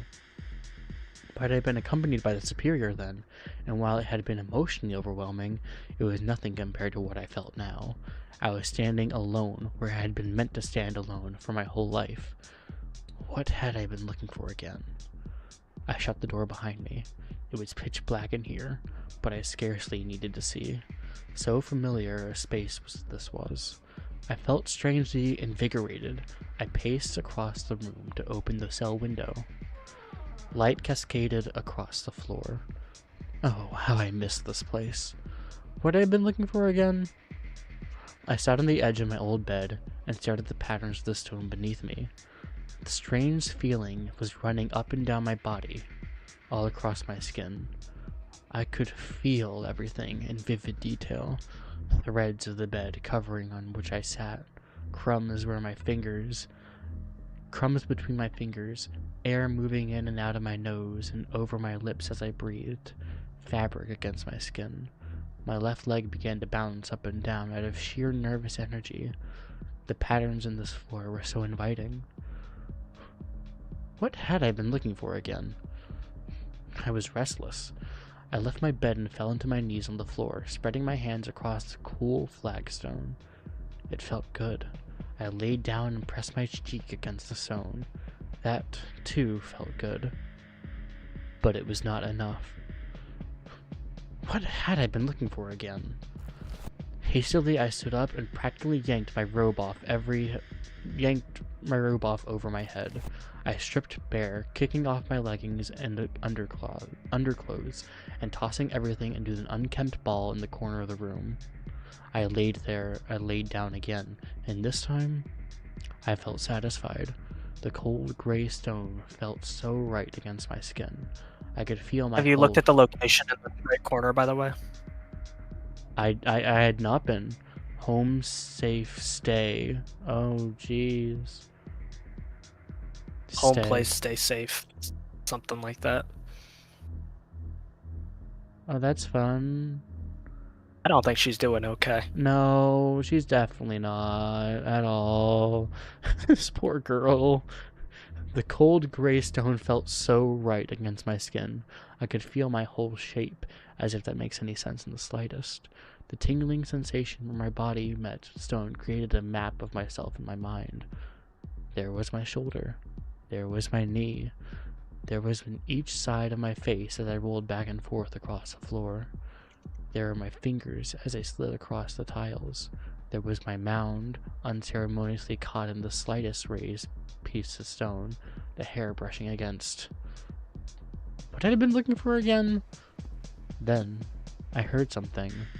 I had never moved so quickly in my whole life. Not even in the night where I had sprinted between the hospitalum and the abbey that I had moved at such swiftness. It was a miracle that I heard anything at all. It was just in time. One light footstep approaching the heavy door, echoing just enough to warn me. I scooped up my discarded clothes and launched myself under my old bed just in one indignified motion. My elbow caught against it as I slid beneath. Thank God the sound was masked by the door creaking. I resisted my need to yelp in pain, biting my lower lip so hard I could taste blood. Someone entered the cell. I could see the hem of their robe and their shoes, but little else. I pressed myself as far back against the wall as I possibly could. I was lucky that the only things I used to store under here were the bedpan and brush. My heart stopped as I remembered the open window. Thankfully, when the intruder noticed, she simply sighed irritably and made to close it. A moment later, I heard a thump on the bed above me. Was she sitting? No. More footsteps. The door closed, and that was that. I remained huddled under the bed for a few moments, breathing heavily. That had been one of my closest brushes with discovery yet, and I could scarcely bear to think about it. Not only would I have been exposed as a snoop and a spy, I would have been cast as some sort of pervert. What had I been doing? What had I been looking for again? I pondered these embarrassing questions as I gingerly pulled myself out from underneath the bed, certain now that the intruder had left. I scanned the dark room once more, clearer-headed than I had been when I entered. The shelves were all the same as when I left them. The desk was as I had left it as well. If my mysterious visitor hadn't entered to deposit something on the bed, this would have been an utterly fruitless endeavor. There was nothing in here that stood out as an obvious reason for Flora to have hidden here. I furrowed my brow. It was hard to believe this was worth breaking my promise to Eustace. I turned to my bed, hoping to find whatever had been dropped on the mattress by my intruder would make some sort of sense. It was a book, just like one of the ones I had been used in the transcription. I picked it up and rifled through the pages, hoping to find something that made the transgression worthwhile. Empty. Completely and totally empty. I sighed. I was beginning to grow tired of being bombarded with new questions and mysteries. I was amassing quite a collection of mysterious books. I walked over to the window to crack it open once again, hoping that sunlight would reveal something on the pages. Perhaps messages scratched into pages without ink, or... Hedwig, is that you? All blood drained out of my face. A tiny figure was waving to me cheerfully from down below the window. Hello, Hedwig. I can see your tits. I panicked and moved away from the window. I scrambled under the bed to recover my clothes and pulled them on as fast as I could. Perhaps if I had moved quickly enough, I could convince Catherine with a K that she hadn't seen anything at all. It had been a trick of the light. I had been in my room, my dorm room, this whole time. I finished dressing myself and grabbed the book from the bed. I scurried out of my cell and shut the door, my hands trembling. When I sprinted full speed down the hall towards the corner, hoping I could make it to my dormitory before Catherine with a K could catch me. I ran as fast as I could, but alas. Hedwig, my dear. She too had been moving with haste, it seemed. She created a top of the stairs just ahead of me, a look of wicked triumph on her face. Just the woman I was hoping to run into. Hello, Catherine with a K. I must say you're putting a little more put together than when I last saw you. At luncheon? Oh, you are positively adorable when you're in trouble. Isn't she, Margaret? Oh, no. Yes, so true, Catherine with a K. Margaret was not far behind Catherine with a K, although it looked like running had taken more of a toll on her. Are you winded, Margaret? Keep up, you're fitter than I am. No, I was busy. I am not to be underestimated as long as I have time to prepare. She joined her friend. Okay, Batman. she joined her friend, attempting to match Catherine with a K's smirk through heavy breaths. I think the three of us are long overdue for a little chat. Wouldn't you agree, Hedwig? Just us girls. Just us girls. Oh, that's you. I've long considered the three of us a very tightly knit clique. I couldn't agree more. Why don't you come with us? Where? The cellars are lovely at this time of day. The cellars are lovely at this time of day. There was no wriggling out of this, whatever this was. That sounds like a grand idea. Wonderful. She put her arm around me, then pulled me close, her fingers digging into my shoulder as she guided me down the stairs. We have a lot to catch up on. Too true. The mischievous pair practically dragged me through the cloister towards the cellar stairs. Oh, we'll have so much fun, the three of us. Why do you look so worried, Hedwig? Do I? Another woman was emerging from the cellar stairs ahead of us. At first, I was relieved. Perhaps she was to intervene whatever scheme these two had for me. Alas,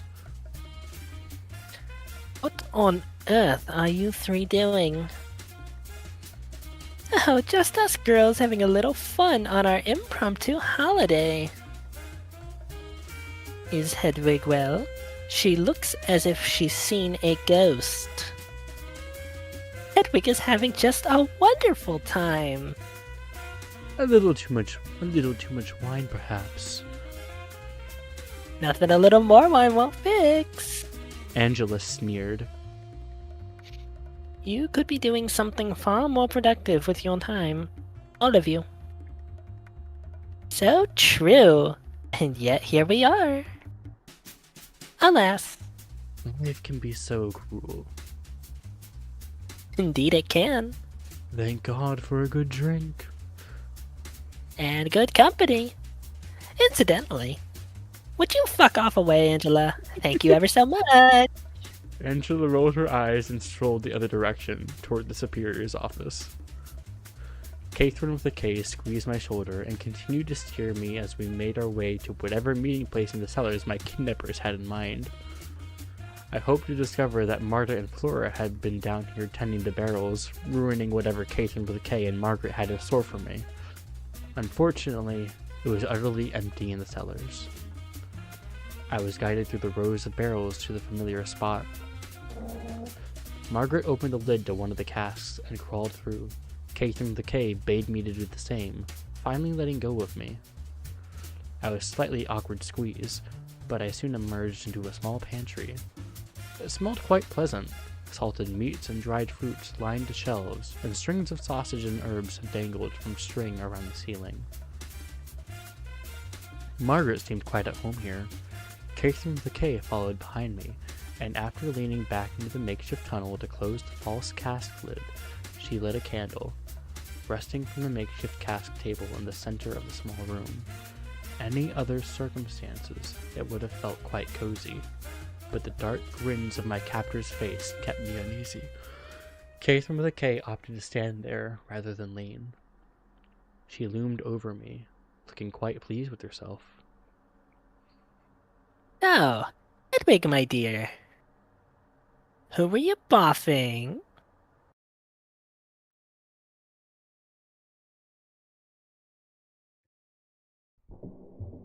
The life of the Virgin. That is the worst V of all time. I'm It sorry. really bothers me. The life of the Virgin. Boffing? Now. You aren't in trouble, Hedwig. I'm not a priest. We are just curious. I don't know what that word means. Oh, what fun. We get to teach you all sorts of new things now. Catherine with a K told me. I think she was in quite a hurry. She saw you fucking somebody. Not quite. I caught her post-coital, I believe. No, you did not. Hedwig, you simply must relax. There really is nothing to be afraid of. We wouldn't dream of using this information against you. Perish the thought. We're just curious. I don't know what you think you saw, but Ho-ho, was it Eustace? That's unmistakable Eustace linguistic trickery, that there. I believe that you believe, and so on. Eustace could well be rubbing off on her. And then some. It was not Eustace! Oh? Who was it then? Nobody! Oh, Hedwig, do get over yourself. I saw you naked as anything in a secluded little room of the Abbey. What were you doing out there anyway? Oh, there's no use trying to turn this around on me, Hedwig. I'm afraid the game is up. So much for that. How could it possibly be anybody? I am unmarried, and what's more, I couldn't lay with anybody here. Why ever not? She must have very high standards. How would it work exactly? Nobody here is a man. Catherine with a K and Margaret looked at each other for a moment, then burst out laughing. Hedwig. Darling. Why would that matter? Who needs a cock when fingers will do? Well, you seem to need one every now and then. Yes, well, nothing beats the real thing, but any port in a storm. I felt faint. I was practically seeing double. So, are you just prancing around nude in yourself for the fun of it? All by yourself? I find that incredibly difficult to believe. I'm not so sure. I must say, I'm close to buying the Innocence Act here. Unbelievable. I saw her little bitty teats and everything. Maybe she was just getting dressed. In her old cell? Oh. Hedwig. I was scarcely keeping it together. The book had found in my cell slipped from my hands.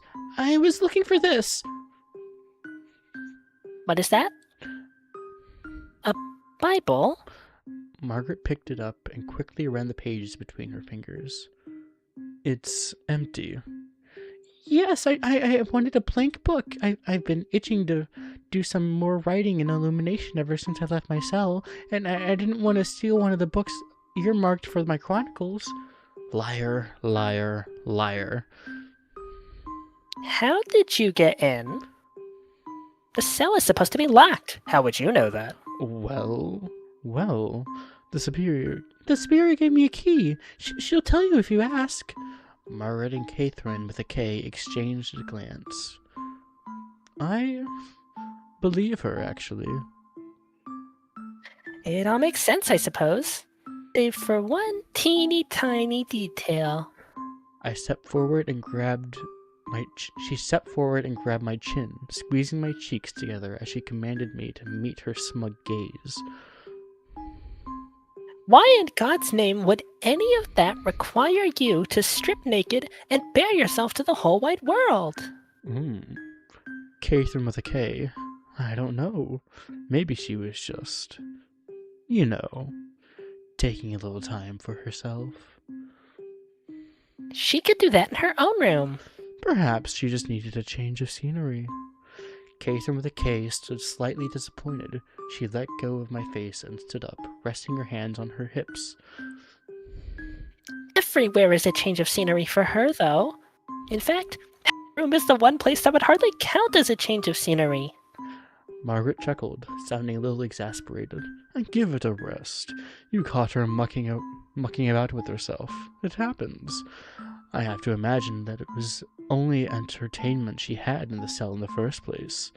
Probably brought back some old memories. Put her in a certain mood, I despise how much sense that makes.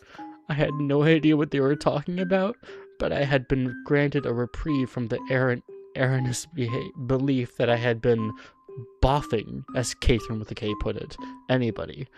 I was torn between relief and disgust. Any port in the storm? Was Catherine with a K really suggesting? Was Margaret suggesting?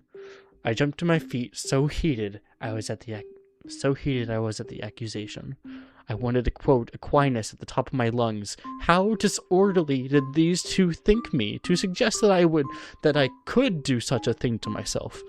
The pair of them looked at me quizzically as I held a finger forward, ready to spew venom in their direction at the very idea that I would do something so unnatural to myself. And then I realized the predicament I was in. You won't tell anyone, will you? I gulped. My hands were shaking. Margaret and Catherine with a K grinned and looked at each other. Hedwig. What's to tell? We all do it. Right. We all do it. Catherine with a K was just hoping she caught you doing something a little juicier. You make it sound so sinister. I was only curious. Of course. The game goes on, it would seem. So it would. Catherine with a K gently reached out and pushed my arm down, making sure to hold me by my wrist. Be a dear and wash your hands before coming to supper, would you? Well, of course, but, Catherine with a K smirked. Well then, that's the end of that, I suppose. Let's go for a walk in the garden, Margaret. That sounds pleasant. Perhaps we can find someone else to bother. Margaret made for a cask-cum tunnel. Be seeing you, Hedwig. Ta-ta! They both crawled, somewhat awkwardly, through the hole. I sighed deeply before following suit. They walked on ahead of me once we were in the cellars. I think it's pronounced cum in Latin, by the way. Oh, okay. Cask cum cellars. I shut the cask door behind me and leaned against the barrels to catch my breath. How much of my innocence would I have to sacrifice for this quest the Superior had given me? It had not been the long time since I left my cell. In that time I had lied, sullen, cursed, and struck someone, and now something very new unsettling was in balance. My reputation.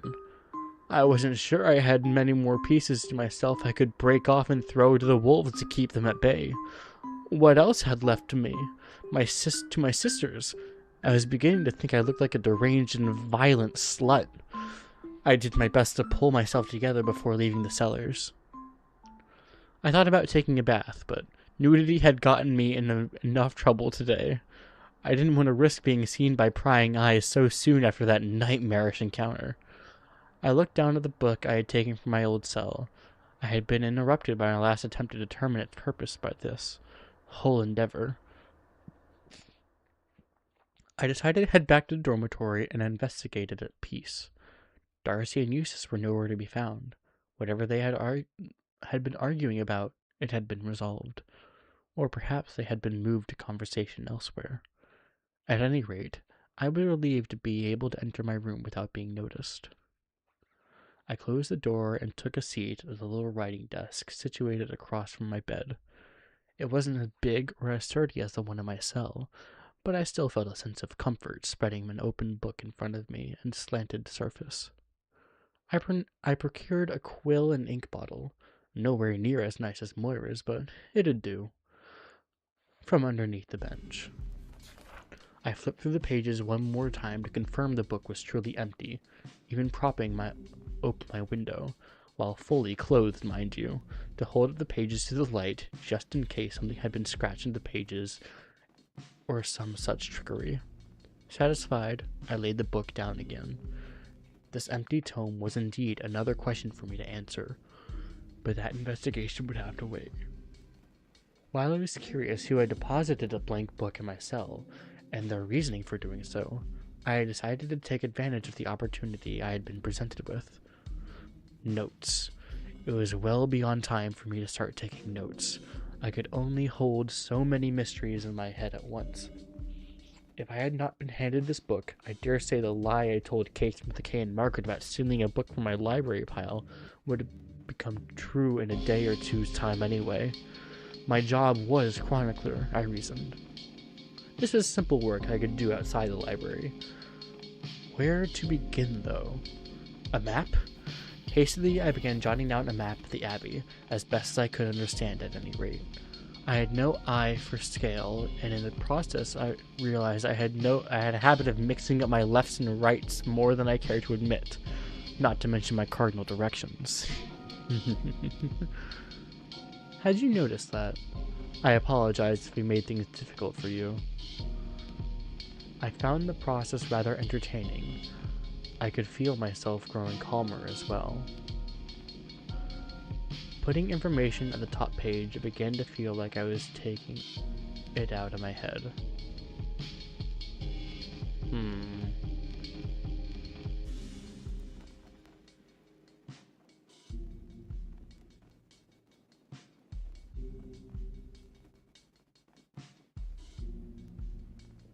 This was the dorm, this is the cell. So... is this the door that... This is the door that I think crushed... I didn't know the library was this close. Okay, so I guess this is the door that crushed Flora's leg. This is our cell. These are the dorms. So we were going this way when we heard screaming and encountered Flora. And then this was when we were thinking of going to the dorms, but it is pretty much a dead end. There's only a Misericorde library.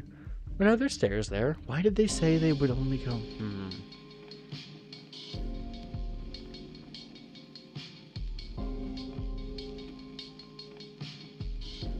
Why did they go here when they were being chased? I guess she was walking towards the cell and then had to run back the other way. Yeah, and then she said she was about to run towards the dorms, but Flora was running towards the door, so she followed her instead. Yeah, but in that case, that wouldn't make sense for that to be the door that crushed their foot, if it's on the corner there. Because there's not much room for her to keep running. Well, it's supposed to lead out to a wall, right? It's supposed to lead out to the wall for, because yeah, but when the door wouldn't open, they would have just turned around and ran straight to the dorm before the monster caught up to them. The door's right there on the corner. It would have taken no extra time. What do you mean? Okay, so let's say they're close-ish to the stairs. Mm-hmm. Stairs down, right? Mm-hmm.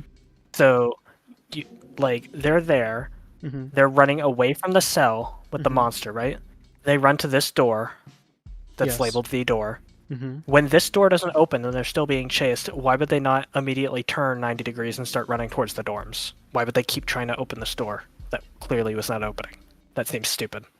I thought it was opening, it just wasn't closing. Well, it was opening and closing over and over again. Yeah. Remember how many times Hedwig almost got her finger or hand or arm caught in the door? After 2 or 3 of those, you're gonna just turn around and go to the dorm, especially because there's stairs there. You wouldn't be cornered. Yeah. Interesting. When I was finished with my little map, I began writing about the sisters. I left a page blank for each, scribbling down a little note or two for each. Then, when I had finished that, I turned to a fresh page and wrote Catherine with a C. This would be my workbook. I felt more motivated to finish this investigation than ever before. The embarrassment of Catherine with the case snooping aside, returning to my cell alone had felt good and correct. It was where I belonged, and the sooner I could put Catherine with a C's murderer to justice, the sooner I could return. I wonder if any anchorite or anchoress had been blessed twice after breaking their vow, and if so, if if they had found redemption.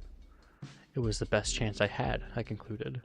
Maybe I would be the first, and maybe it would not save me, but at least God would see that I had tried. It was a little better than nothing, and I would have some semblance of peace knowing I helped Sister Catherine with the sea. It had been given a task by my superior, however misguided she might have been, and God had sent me a vision. And what's more, I had survived not one, but 2 encounters with unholy agents of the devil. God was telling me to finish my work, whatever it took. The only problem was that even after exhausting everything I knew in the pages of my new notebook, I had no idea where to begin. I quickly shut the book and wheeled around, looking for something to hide it. I felt a lot less clever than I did a few minutes prior. Yes? Mr. Hedwig, may I enter? Certainly. The door opened and Angela glided forward. She closed the door behind her and leaned against it. The Superior would like the key back. Oh, my goodness. Yes, of course. I rummaged around in my robe and my heart sank.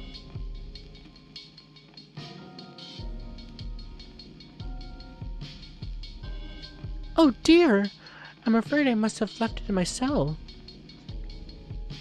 Sister Hedwig, please tell me you are joking. I'm afraid not. I must have dropped it in the dark. Well, go and find it quickly, lest it fall into the wrong hands. Of course. I can't believe how clumsy I am sometimes. Nor can I. Did you find anything? I looked at her blankly. In the cell. The Superior informed me of your hypothesis. Did you find anything indicating why Flora might have been hiding in there, or why she was attacked? Not as such, no. Only, I weighed whether or not to tell Angela about the empty book left by the intruder. On the one hand, the less I could get away with talking to her, the better. On the other hand, I had no real reason to hide it from her, if she'd eventually hear it from the Superior anyway. There was this book waiting for me, an empty one. An empty book? Many of those traveled in and out of that cell, I thought. It wasn't one of your blank Bibles? No, a little smaller and, well, it was on the bed. And the Superior and I had clearly visited the cell some time ago, and it wasn't there. Angela arched an eyebrow. I had her intrigued. I decided that there had been no real reason for me to hide the detail I had been talking around. Perhaps it might even impress her to know that I was able to think on my feet and avoid detection. I leaned forward, prompting Angela to do the same. To tell you the whole truth, someone else came in the cell when I was looking for clues. I only just managed to hide under the bed. Angela inhaled sharply. Who was it? Did you see them? Only the hem of their robes, I'm afraid. And she said nothing. It could have been anyone. That is a pity. I wish you'd gotten a good look at them. So, I don't think it was Angela because she's been in a meeting within the Superior the whole time. So we're at no risk here. Eustace and Darcy were fighting. Catherine with a K and Margaret were outside looking at us. Yeah. I'm very disappointed that Hedwig heard them but wasn't able to place the voice. Did she hear them? She did. I don't think they talked. They just sat down on the bed. They didn't talk. No, they made a sound. Like a... It wasn't a grunting. I don't know if the history goes back that far. Probably not.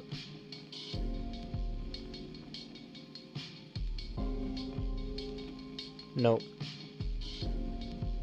No. I can go back in the dream.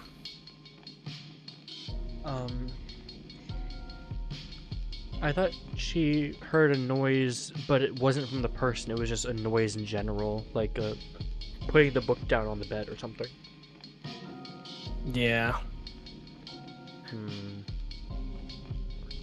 I'm gonna find it. It wasn't like a big sound, but it was like a... I think that out of the ones that we say are safe, the only one that I could see is Darcy or Eustace, because it cannot be Angela and the Superior, and it cannot be Catherine with a K or Margaret. It says, thankfully when the intruder noticed the open window, she simply sighed irritably and made to close it. Sighing. A moment later, I heard a thump on the bed above me. Was she sitting? No more footsteps. The door closed, and that was that. If someone sighs deeply, I feel like you'd notice. Sighs are a bit difficult to place. I Who guess. sighs a lot. Angela and Eustace. Were they Irish? Could you narrow it down? Like 2 people? It was a very Irish sigh. That's what I'm saying.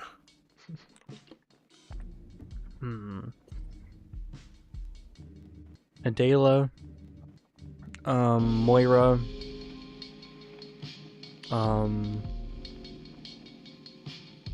Charity and Marta.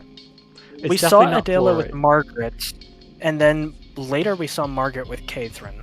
So I don't think But Adela's not accounted for after Margaret went to presumably go see Catherine. Yeah. Also, it could have been Margaret, because how did Margaret get there so fast? Margaret was with Catherine. Catherine was outside the window. It's implied, but we don't know that. Yeah, we did not see Margaret. But she was running with Catherine. So she at least met Margaret on the way to catch us in the act. Yeah. It's definitely not Flora either. Not only did we see her with a ghost, but she's also currently handicapped. True. Moira and Marta. I don't know.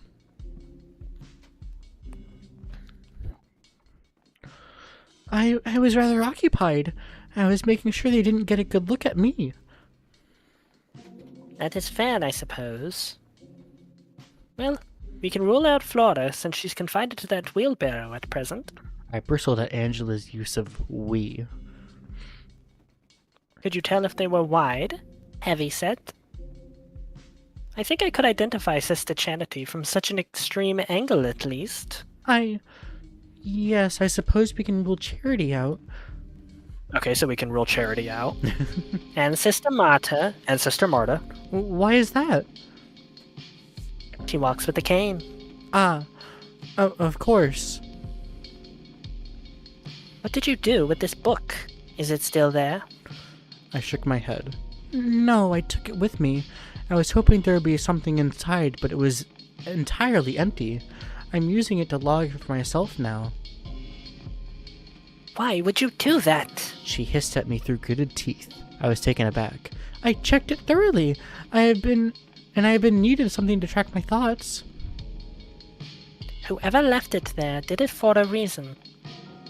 Presumably, somebody else was meant to discover it. Now it's gone. I felt embarrassed. Oh, that's an interesting thought. Someone leaving it for someone else to pick up. So there's multiple people. Interesting. I felt embarrassed. Angela was completely correct. I loathed admitting it to myself. How stupid was I? I could run it back right now. I was about to retrieve the key as it was. No, it's far too late for that. You've already written in the book. Yes. Then it would be worse to give it back. She sighed and pinched the bridge of her nose between her thumb and forefinger. If the book is blank, why can't you just rip out the pages you wrote in? Because you drew drew on tears. 2 pages of... Just tear it better, stupid. If it were me in that situation, I simply would not let the tears be noticed. Ah, okay. We can make this work for us. If this book is key to some conspiracy, whoever is involved will know someone is on their trail when they realize it's missing. This is not ideal, but it won't be difficult to spot erratic behavior, especially at this monastery. You mean it'll be obvious something is wrong? It will require a bit of snooping. You're capable of that, surely. Yes. I will do my part as well. And speaking of erratic behavior, what were you doing with Catherine and Margaret earlier? Just ingratiating myself. I see. Conspiracy or no, you should not trust those two. You should not trust anyone, but especially not those two. What's particularly bad about them? Oh, nothing you need worry about. I am doing my best to put an end to their little scheme. Scheme? She looked me up and down. There was a surprising sheepishness in her tone. If it didn't come up in your time with them today, it's nothing you need concern yourself with. Just understand that I am on your side. I imagined Angela might gut me on the spot if I told her what did come up in my time with Catherine with a K and Margaret, so I decided to leave things there. I'll take your word for it. You ought to run along and find that key. Don't keep the superior waiting. Of course. Angela stepped away from the door and passed through it, and I skittered after her in a hurry. As I breezed down the upper hall, I could see some of the other sisters milling about in the cloister below. A wind had picked up that afternoon, and it carried a pleasant smell. Darcy must have been hard at work cooking dinner. I tracked to the side of the hallway closest to the wall, keen not to catch the attention of anyone who might happen to look up and see me making my way towards Old Cell for the third time in a day. I made it to the dark doorway and tested the door. It gave, unlocked, just as I had left it. I slipped under and checked the bed. No key. I dropped to my hands and knees in instant panic, rummaging around underneath the bed. Still, there was no key. I groaned aloud and adjusted myself to reach further back, praying that I had simply knocked the key into a distant corner when I had hidden myself. Nothing. The cool stone sent shivers up my arm, and I fumbled for the key, but had more important things to worry about than the moment. I scrambled to my feet and paced around the room, hoping to see the key waiting for me somewhere on the floor or on the desk. It was nowhere to be found. I grabbed my cowl and pulled it tight around my head and let out a quiet howl of frustration as I could. Defeated, I flounced onto the bed. The superior would be furious if I lost her key. I began to wonder what exactly I would have to do to lose her trust completely. Was there something I could do that would be so stupid, so inept as to prompt her to cut me loose entirely? I began to imagine a life away from the Abbey, cast out for my incompetence. How long would I last? What could I even bring myself to do? Perhaps I'd I'm die. going to interrupt real quick. Location's doing the thing again. Is that just going to be permanent whenever we're here? I'm assuming so. Wait. Because this is where she was. So I'm assuming it's just like a... Yeah, it's not a glitch. I'm assuming it's just... Well, it's not a her glitch, info. but she's no longer going psycho. What was I doing here again? Oh, Now she yeah. knows she's looking. Perhaps I'd die in a gutter somewhere, unskilled and hungry. Or perhaps I'd be traded around sneering men to be boffed, as Catherine with a K would put it. Or perhaps I'd try to make a real go at the situation and die slipping off the gangway on my way to begin a new life. Knowing myself, that seemed most likely. I stewed for a while, no longer thinking about finding the key, and instead imagining more and more gruesome, sad scenarios in which I might find myself for having lost it. The wind had picked up even more speed after all the while. The ominous hum was not helping me think things through. Supper would be soon. With a groan, I lifted myself off the bed and made for the door. I would have to face Angela and the Superior's anger. No way around that. The first thing I would do is check the cellars. Valid. In case we dropped it in the meeting with Catherine and Margaret. She did drop the book. Yeah. I just hoped that the Superior would have take mercy on me, rather than confirming one of my wild fantasies. The wind really was quite loud. As I began to walk away from the cell, the sound grew louder, reaching a peak that reminded me all too well of the howling sounds I heard the night I found Flora. And then my cloak moved. I stopped in my tracks. I barely noticed it, but there was no mistaking the feeling. I had felt the hem of my robe brush against my stocking at a peculiar angle. I looked down, half expecting to see the accursed cat running between my legs, but there was nothing. Only the sound of the gale outside. I took a step back, and my cloak moved again. I realized that it was a breeze. I frowned. There was no windows in this pitch-black passageway. Then I remembered something that turned my blood cold. That night in the wall that Margaret had showed me. That break in the wall that Margaret had showed me. I moved closer to the wall, barely able to make it out in the darkness. I felt around the stone with my fingers for whatever small handle Margaret had used before. Finally, I found it. A small divot in one of the bricks just deep enough for 2 fingers to be angled ever so slightly to provide something to pull. I yanked back, expecting the door to be heavy, and nearly fell onto my back as it swung open. The wind was coming through the passageway at a mighty force. Light danced around the small tunnel as well. A realization finally crept into my head, and I watched the shadows play on the wall. Flora hadn't only been hiding in my cell. She had been spending time between the walls. But why? You know why, a voice in my head taunted. The magic circle. Against my better judgment, I slipped to the hidden passageway and began to sidle toward the corner Margaret had led me around. I had no candle this time, but there seemed to be enough light in here to see what I needed to see. If I could just get a second glimpse of evil carving, perhaps I could identify what Flora had been doing. My heart ached for her. What could have driven her to seek refuge in such wickedness? I turned the corner and gasped. The circle was gone. The wind whipped my cloak around me, making it difficult to move. The piece of wall that had held the carving was gone. Oh, thank you, God, I thought.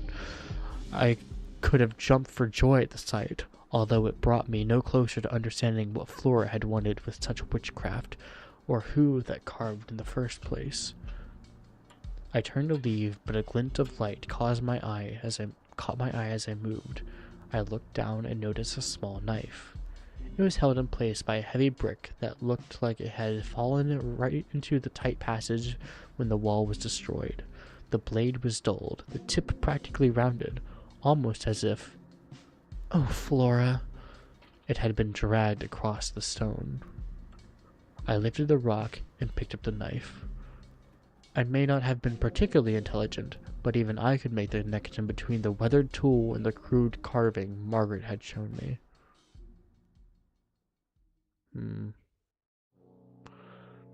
As I made my way back to the dorms to hide this new clue, I turned new horrid thoughts over in my head. The ghost had been real. There was no doubt in my head about it. I had smelled the sulfur and burning hair. I had seen its dead eyes. Flora had come running out of the passage, pursued by the monster. A monster summoned by that spell, which meant that Flora... It made me violently ill just thinking about it. Why would Flora invite such evil into the Abbey? I have had enough of the poor girl. I knew enough about the poor girl to know that she had her moods, and I had heard stories about her desire to escape. Beyond stories even, she had approached me with a plan in the Misericorde, ready to seal the church and make a new life with ill-gotten gains. Had I driven her to this? I felt faint. I had to remind myself that Flora's choices were hers alone, and if I had decided to unleash a violent spirit upon the Abbey as a form of revenge, well, that was wickedness on her part. It would have been her choice, not mine. Not my fault. Not my fault. Flora's fault. As I entered the dormitories, I was alarmed to see the girl in question. She was perched awkwardly in her wheelbarrow, chatting with Moira, who looked surprisingly frustrated. Please say Paris. Achilles is a bit plain. Oh, Hedwig, thank God. I mean, what a pleasant surprise. Oi, am I boring to you? Not at all. Moira looked at me pleadingly. We've just been discussing La Commedia. And the Iliad, and history, and men, and... Christ, sorry for going on. You could have just said something. I tried. You act like I've been talking about the same thing for hours. Those are all different topics. I suppose that is true. Given the opportunity, who would you take, Hedwig? Achilles or Paris? I haven't the faintest idea who or what either of those are, I'm afraid. Did you not have the Iliad or anything in your box? No, I did not. You only had the Bible? For 20 years? No, I had the Bible, a large collection of Summa Theologica incunables, a handful of other scholarly texts. I was trying to be as curt as possible. I could barely stand to look at Flora, but I knew I had to keep up appearances because I could confirm things further. I held Flora's knife in my sleeve, hidden from view. God, that sounds boring. It was enough for me. The Bible would have been enough, in fact. I must admit, I do think some of Flora's favorites make for good reading. And I can only talk about them for so long. That's funny. Does everyone stop liking fun when they get old? I almost smiled as I saw Moira's grip on the wheelbarrow handles tighten. Hedwig and I are not that much older than you, Sister Flora. Yet the gap between us is massive. Although I suppose you're right, because there are all those books Catherine gave me. Yes, the one with the C. She knew how to have fun. Unlike the one with the K. I'm sure she did. Put me in my room, would you?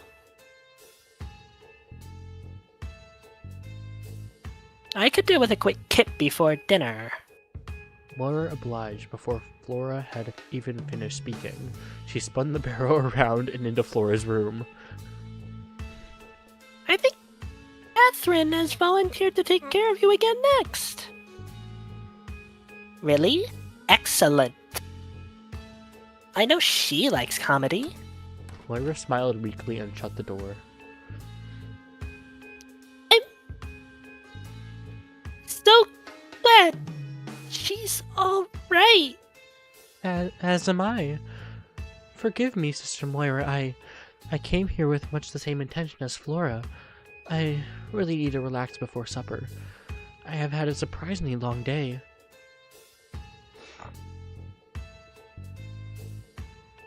Oh, you poor thing. Is something wrong? You look worried. No, it would be difficult to explain. I'm a good listener. So is Moira Yeah, innocent? Because she's been watching Flora for hours. Unless they're both in on it. I don't think so. Well, we're suspicious of her now. Not necessarily for going into the dorms, but that doesn't have to be related to the Catherine stuff. I'm talking about the person who entered the cell with a book. Right. I think they're definitely innocent of that. Yeah, because they were together the whole time.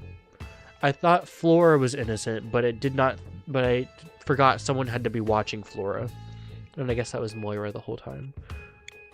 Unless Flora took a book from the cell when she was hiding there and asked Moira to go put it back without being seen. I guess so. But I think that they're almost definitely safe in this instance. Yeah, exactly. As I can attest. She giggled, rolling her eyes. She walked with me to my dorm door. Yes, actually, come in. I suppose it's too close to dinner for a real nap. I might sleep, through the whole thing if I shut my eyes now. I'm the same way. When I sleep, I really sleep. I glanced over my shoulder at Flora's door. Moira, I pushed my door open and brought Moira inside. She sat on the bed before I could even invite her to. Has Flora been acting strangely? No. No, stranger than you would expect somebody in her position to act, at least. It's just, I had no idea what a chatterbox she could be. I'm used to her being more withdrawn, but I suppose all that changes when you have to be helped around all day. Honestly, I wonder if this experience will do her some good.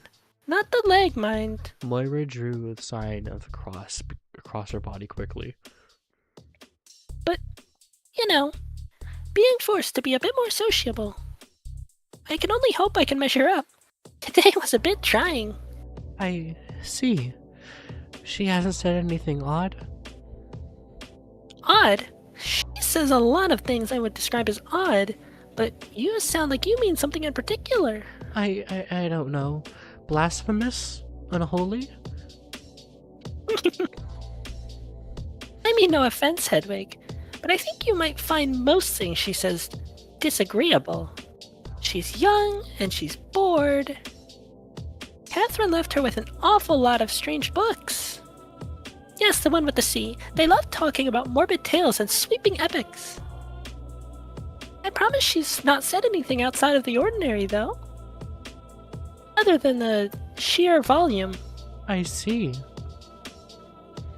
What's bothering you? Did she say something when you found her? Not as such. I don't know. Hedwig, what's wrong? I am not sure I can talk about it. You can tell me anything. I won't blabber. I wish I could believe this, but I was well aware that I was rapidly being forced into positions of trust with far too many people. I wanted to ask Moira more, tell her more, but between Angela and Eustace, I already had too many promises to break. It's nothing. I think I'm just a bit shattered by the whole thing. I am worried about her. We all are. You should be proud. It sounds like you found her in the nick of time. Poor Flora. All she wanted to do was go for a walk, and then that blasted door blew shut. I can't stand it. I don't like having to be afraid of such mundane things. I noted that this must be Flora's new story. It made as much sense as anything, I supposed. I frowned, remembering that I had told the Superior the true story. Eustace barely believed it, and the Superior certainly didn't. I wondered if the Superior had told Angela my version. Yes, I suppose it's a good thing I heard her screaming. I'm surprised I didn't. But it was late, and I'm so used to the wind and rain these days I can sleep through anything. We can talk about something else if this is too dreary. We need to keep track of these different girls and see who is a heavy sleeper, who's a light sleeper, who's a self-proclaimed heavy sleeper. Mm-hmm. I feel like this might be important. It's been referenced too much at this point. Did you do anything fun with your day off?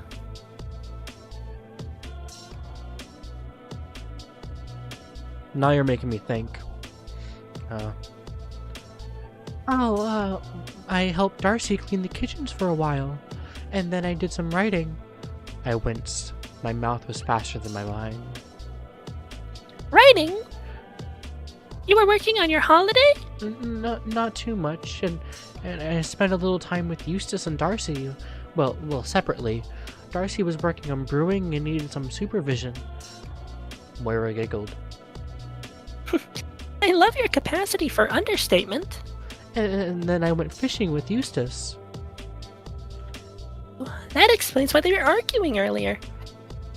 Were they now? Oh, yes. Don't worry, it happens all the time. Moira leaned forward, a mischievous smile on her lips. They're a regular married couple, you know? I mean, it's none of my business, really. But they're very close. They're good friends. I mean, everybody here has a few good friends, but those two are quite good friends. It makes it a little awkward when they're fighting. You have to pretend not to notice. What do they fight about? Hedwig, I'm a nice girl. I'm very good at pretending not to notice.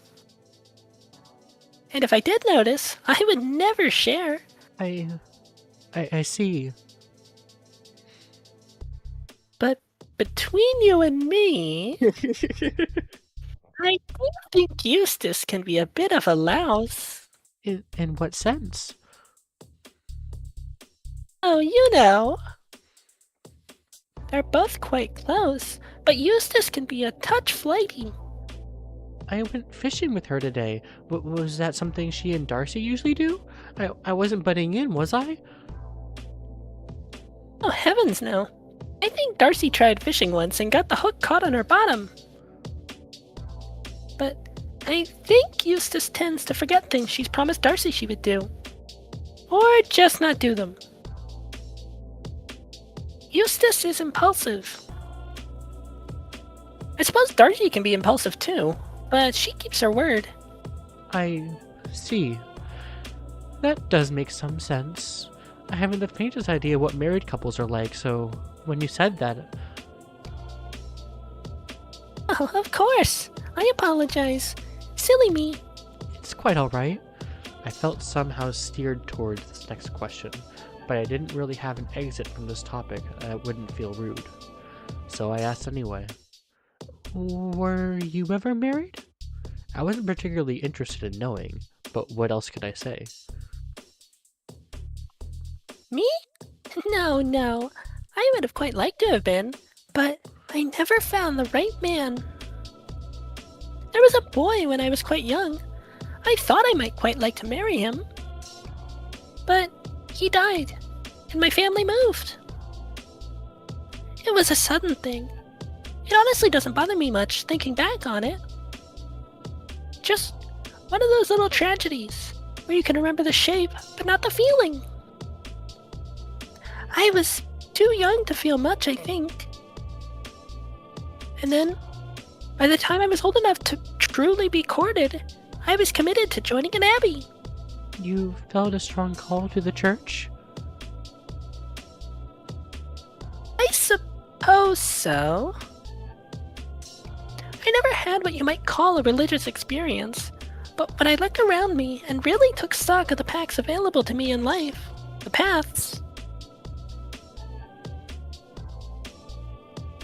church just seemed very stable.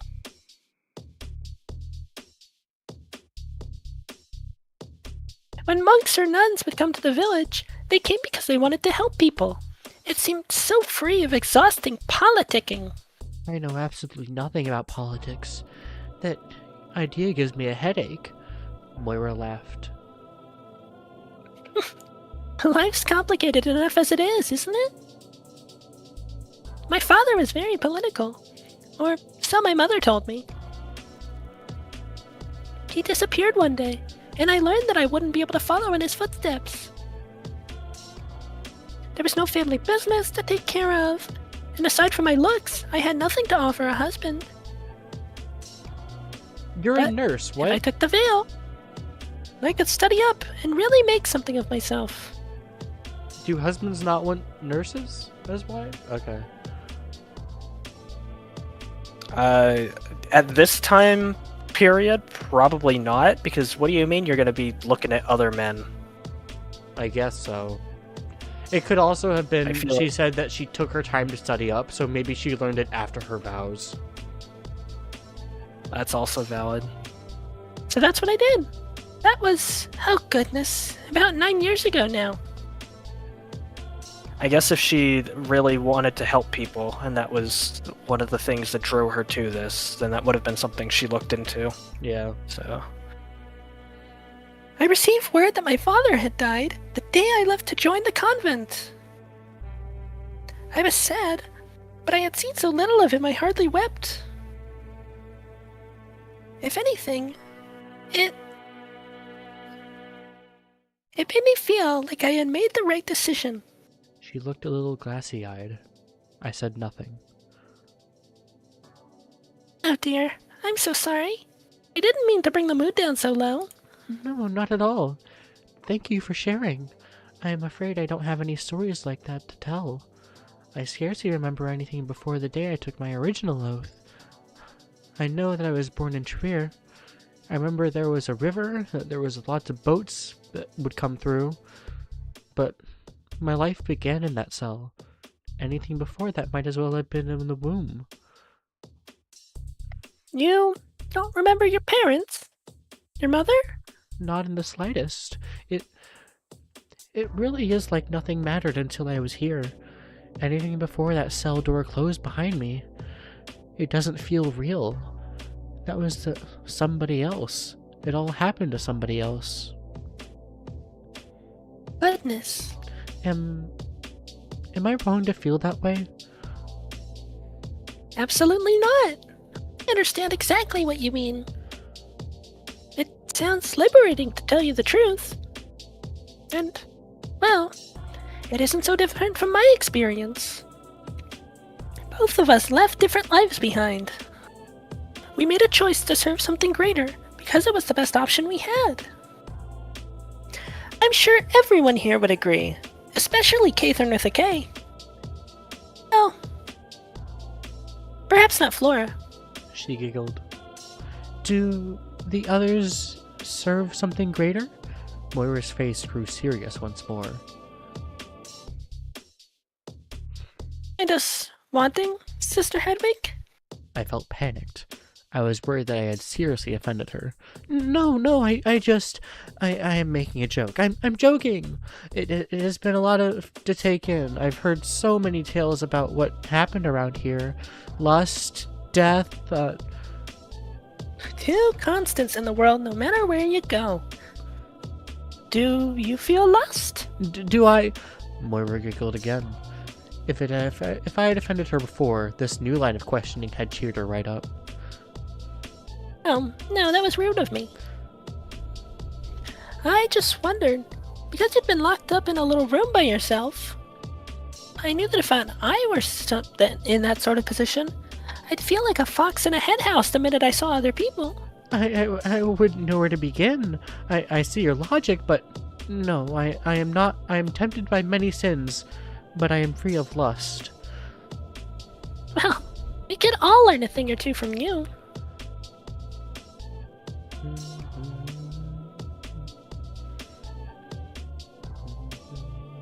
She glanced out the window at the setting sun. It's probably time we went down for dinner, yes? Yes, of course. Moira beamed at me and stood up. She held the door open for me as we left. I still held the small knife tucked in my sleeve. I had seen no chances to hide it while Moira spoke. The others were making their way downstairs as well. Catherine with a K was wheeling Flora out of her room, already looking slightly exasperated by whatever topic the younger woman was bombarding her with questions about. We made eye contact, and Catherine with a K gave me a rueful grin. I attempted to return one, but my heart wasn't in it. The conversation with Moira had been pleasant in the end, but here in the hallway, seeing Flora, all I could think was, why? Why had she endangered us all? Alright, that's the end of the chapter 5. Midnight Snack. Do you think you have another chapter in you? Do you? I'm not entirely sure, to be honest. The answer is not if Moira's in the scene. And unfortunately, I think everyone's in this scene.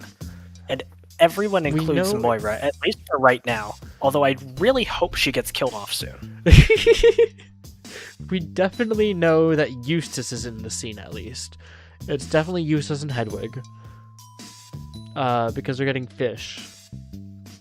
I don't know. I just want a nice scene with Sister Charity that lasts for longer than 2 minutes and doesn't have 5 other characters in it. We had one scene with Charity, Marta, and Hedwig that was very nice and did nothing since. I know. Charity did take a big leadership role when Flora went missing, but she has not done nothing at all. She has done nothing at all. That's why I was considering taking Charity. Look, the voices, in terms of their prominence so far, have been in an inverse relationship of prominence to ease of use. Like, whoa, Moira and Eustace be upon ye for the entire game. Eustace And is you will hard for get you to no- do. Eustace isn't that hard for me to do, but it takes effort. It doesn't Yeah. hurt my voice. I usually just fall back into my normal voice, and I have to make a conscious effort not to.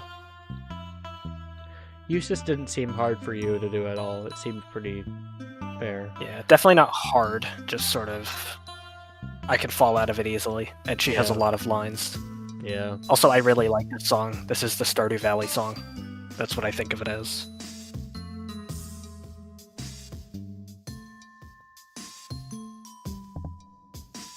It does not say the title of the song. Oh wait, maybe it says it is. This is so sad. History. Playing Each Day Here, Volume 1. It was definitely in Volume 1, Yeah. but that implies that it plays a rendition that's different in Volume 2 or 3. Or it just means that that's where it originated from, because she wants to do a Volume 1 soundtrack and a Volume 2 soundtrack, so it's just clarifying this is a song from Volume 1, and we're just using it again. I guess. We haven't checked any other soundtrack names to see if any other specified. Yeah, we have. There's been a couple that have just been the song name and then nothing else. But there has been at least 2 or 3 that have been Volume 1. And then there has been at least okay. 2 that have just said the name of the song and nothing else, which I'm assuming means they're Volume 2 originals. Makes sense to me. Yeah, I will probably call it here. All right. I know you have work early. Yeah, I do. 6 The a.m. Moira voice shift. has hands. All right. Call it here we shall then. Have a good night, everyone. Thanks for joining Good night. us. Is there anything with the main menu? No. I was Bye, curious buddy. if they would do a vivid stasis thing every once in a while, since this menu seemed to be a bit more elaborate. Doesn't seem to be the case. Alright. Fair. Good night, What are those everyone. hands at the bottom? There are for Patreons. I checked it before we started, actually. Neat. Yeah. Pretty cool. Alright.